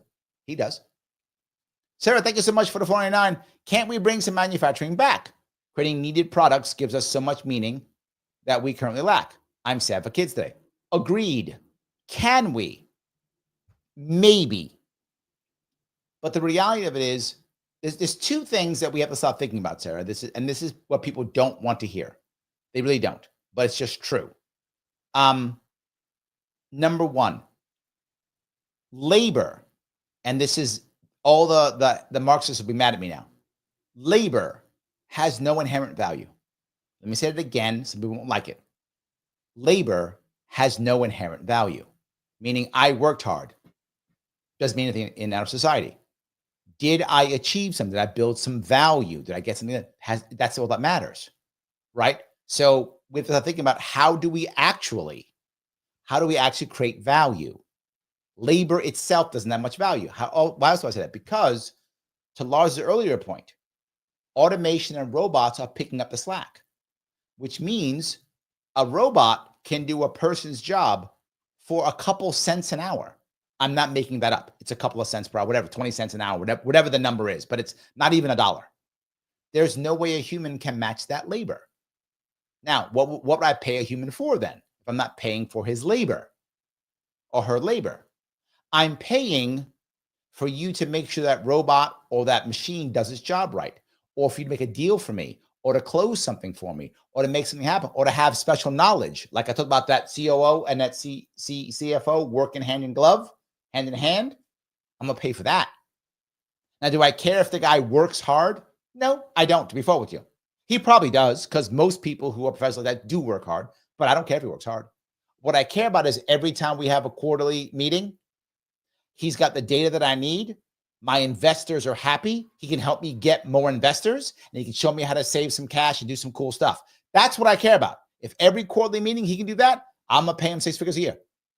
That's it. My COO. Can I make sure that every time we have a deal that my product is delivered on time in the right way and I fulfill that contract? Yep. Then I'm paying that guy 6 figures. Does he work hard or not? Don't know. Don't care. But every time I have an order, the stuff is there on time. It's the right stuff. We're good.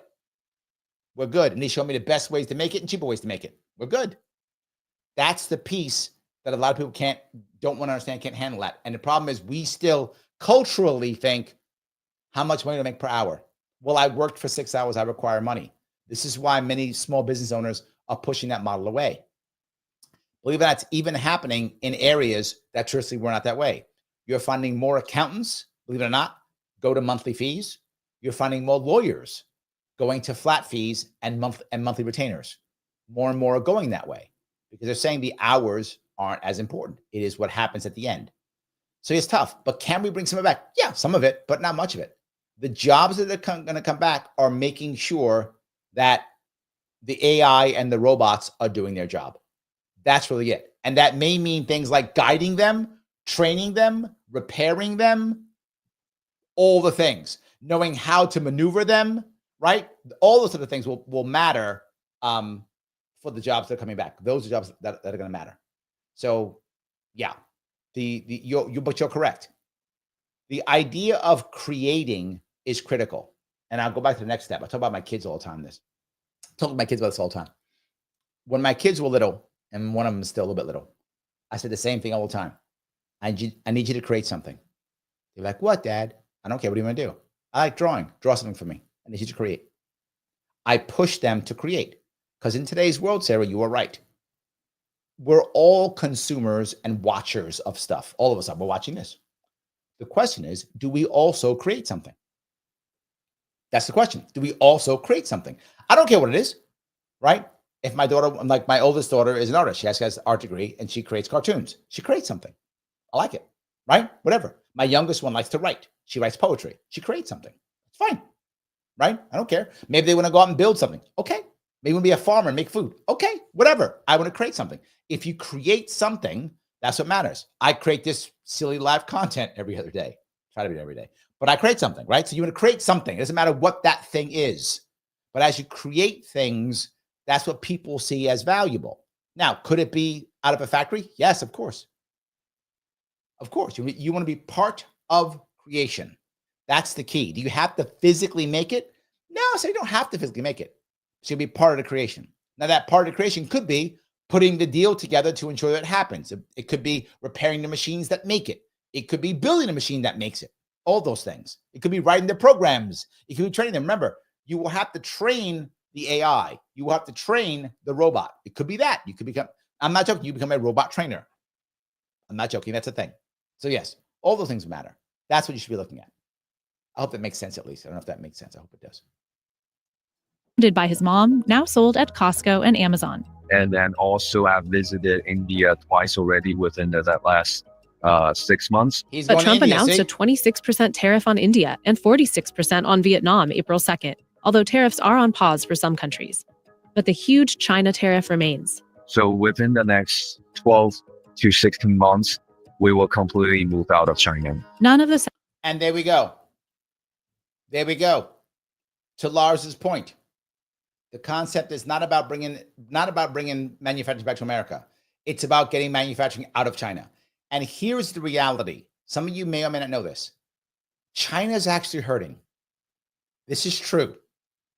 I know we think China is awesome and great. And China has done many amazing things. I don't want to take anything away from the Chinese. They've achieved great things. That's true. They're in trouble. The Chinese government now is considering doing basically what we used to do, which is just throw money at the people.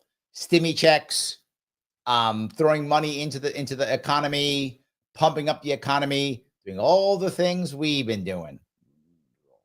But they're not the reserve currency. So they're copying us now. They're doing this right now, right? They still have those empty cities, right? All that stuff. They're considering it.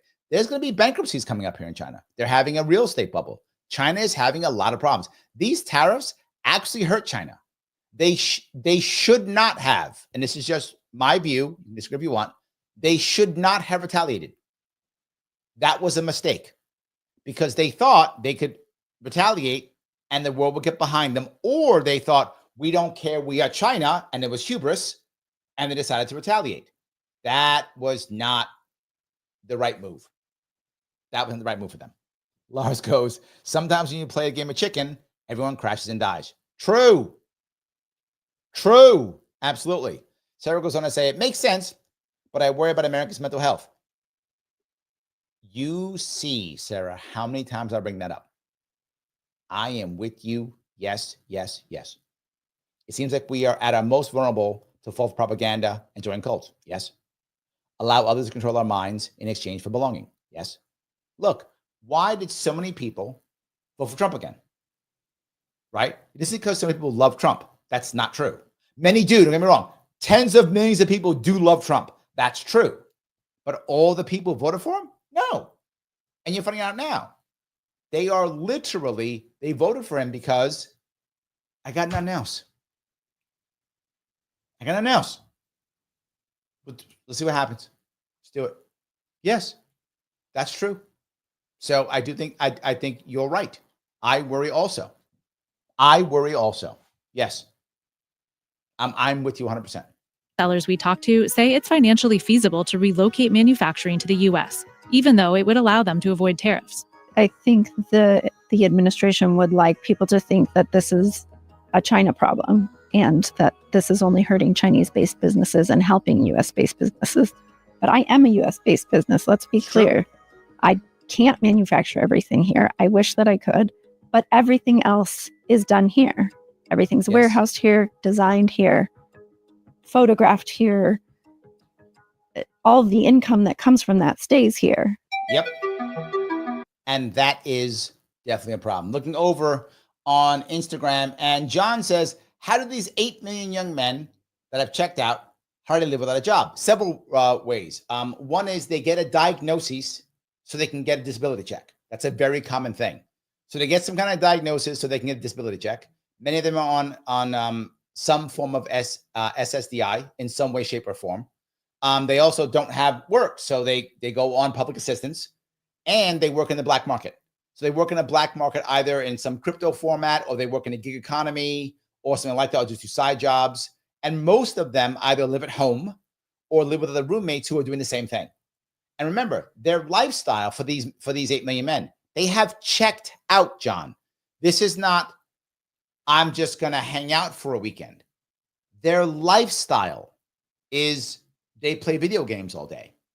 And I'm not joking. That's their lifestyle. So all they have to have is like a Steam account so they can play their games, so that they get enough money to pay their games, share rent, and make sure they have, enough food. That's it. And if they Uber drive once in a while, if they do delivery service once in a while, they probably share a car so they can do that kind of work here or there. And that's it. That's millions of young men. They're not looking to grow. Like, you're like, how can you live that way? There's a similar thing. And Mike and I were talking about this when Mike Voss did his 12-hour show on his birthday just last weekend. We were talking about this. It's similar to men who've become homeless. At one point, depending on who you talk to, it's somewhere between 1 and 3 years. Depending on the people and who you talk to, it's between 1 and 3 years. Between 1 and 3 years of a man being homeless, he will no longer want to be housed. He won't. I'm not joking. At that point, he just says, this is my lifestyle. This is how I live. He feels more comfortable on the street than he does in a home. That is a mental issue that we have to help break that people don't get. Similar to these men. They've accepted that I'm just going to live day by day online. I'm chronically online.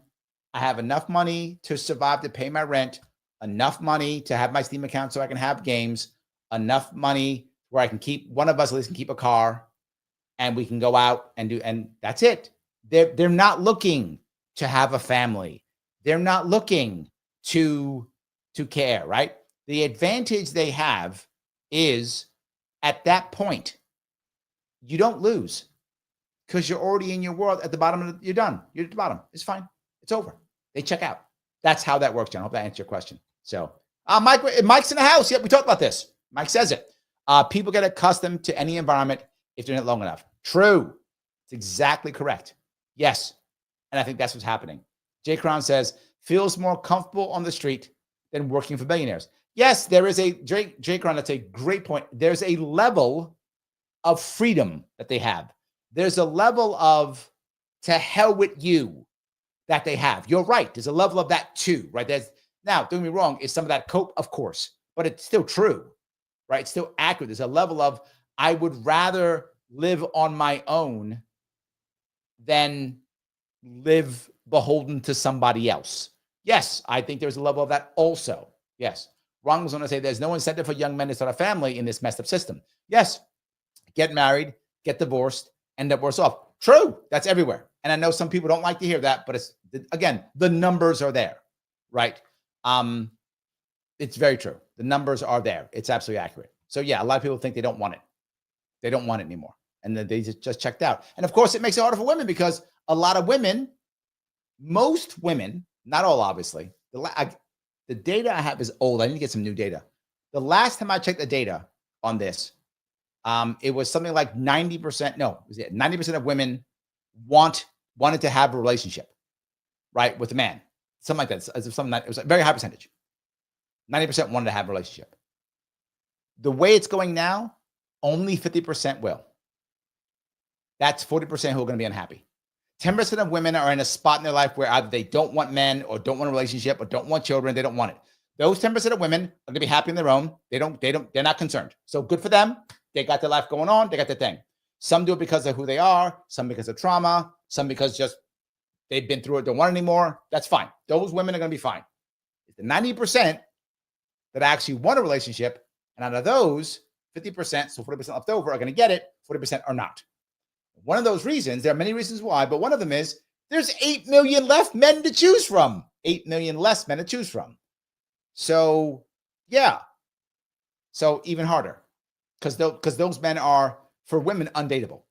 They don't want to date them anyway. So, and then think of the men who haven't checked out, whatever chunk that is, who, according to so many young women, are undateable because they don't fit their standards. So the pool of men is shrinking. So all these women are going to be unhappy. So unhappy men, by default, also equals unhappy women. it hurts both. So yeah, not good. This goes back to what I was talking about. I would like more people to get together and have families. Yeah, I would like that. 100%. And as Ron mentions, yes, young people not getting married is a worldwide occurrence. Correct. China, US, Japan. Yeah, it's everywhere. It's the worst in Korea. Korea has the worst of all of them. South Korea is the absolute worst. So yes. All righty. All those costs of doing business in the US add up quickly. And those costs are different than they are, say, in China. And so when you have the factory directly knocking off a product and sending it right to Amazon and not paying tariffs, we can't compete. Like so many others, Kenny needs to keep prices low to stay competitive in the era of Temu and Shein. My most popular product are my silicone baby spoons, and I used to sell them for $9.99. And now I sell them for $7.99 because so many knockoffs have come in and sell them for even $5.50. I've seen them on sites like Temu for even $3 or $4. Until now, absurdly low prices on sites like Temu, Alibaba, and Shein were possible largely because of a loophole called de minimis that allows orders under $800 to skirt by without paying duties and taxes. So I won't go further on this one, not required, but that's another piece there that was important. You guys see that this is what I wanted to bring up here is this tariff thing is not what it was supposed to be, whatever that thing is. It's not that.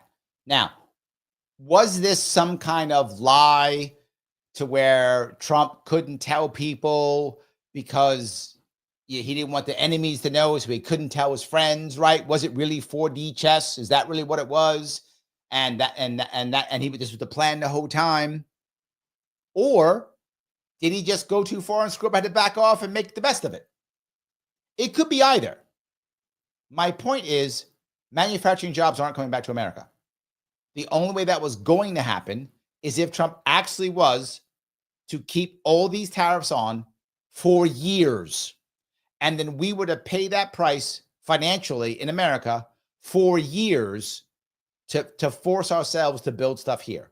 Could it have happened?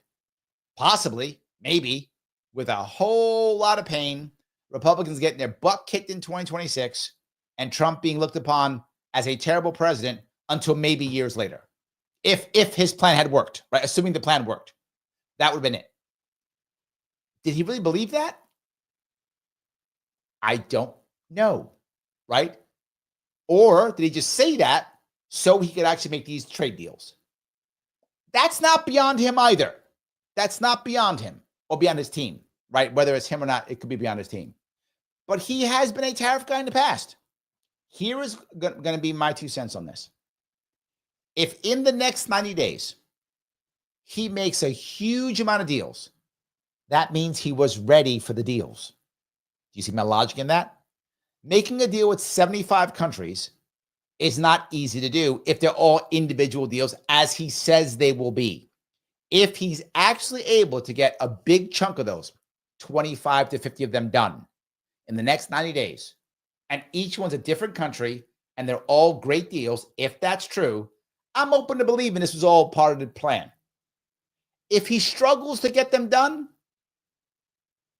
he just screwed up. If he struggles to get them done, he screwed up. Because if this is all part of the plan, that means you know what your plan is. You know what the deal is. You know that you want Vietnam at whatever, 2%, 5%, whatever they wanted, right? Or what exceptions you want from Vietnam or whatever. You got that planned already because it's all part of the plan. It's 4D chess. So we will find out in the next 90 days. Does he start closing deals? Boom, boom, boom, boom, boom. If he does, if his team does, then yeah, I'll buy it. I'm a bit about it. If he does it, this is a mistake.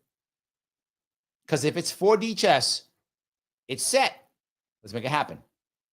Or was it just, this is what right now, what I actually think it is. It could be one of those two. But here's what I actually think it is. I don't think he cared. He just wanted to punish China. I think he knew that whatever he put in, China would respond. I think he bet, and this was a good bet. I think he bet that China could not unite the world against America because the dollar, sadly, lunatic to your chagrin, the dollar is still viewed as powerful and important in the culture of vast majority of countries across the globe. And he knew that and said, you know what? I'm prepared to roll the dice on that one. They will not abandon a dollar. They will stand behind us and will push China out. I think that's what he thought, and that's all he wanted. He wanted that, and whatever else happens, bonus, right? If I get deals, if I get this, if I get that, I think that his goal was to hammer that, right? And whatever happens, happens. Kevin says Trump is incapable of 40 chess. He might calm people from thinking that, though. Maybe, right? And what I'm saying is, I don't think it was 40 chess. It might be. Again, Kevin, if in the next week he's got 20 deals set, it was 40 chess. If that happens, that means he had it all set up. If that happens, I'm not saying it's going to happen, Kevin. I'm saying if that happens, then it was 40 chess. If he's struggling to get deals done, there's a 40 chess. What I think it was, and this is where my head is now, he was trying to get China, because that's his deal with Russia too. The Russia-Ukraine war is about breaking the China deal, right? The China-Russia compact. That's what he's trying to break that up. That's why he's being so good to Putin. That's why all of a sudden he loves Putin all of a sudden. That's why, right? That's why he's doing that. If I think his goal was just to get China, and whatever happens, fine. If he got a good deal, if he didn't get a good deal, whatever. I think the goal is to get manufacturing out of China. And so far, that's actually working. That's working. Isolation is not what wins. Can you outspend them? Yes. Can you maybe break China's economy? Maybe. Possible.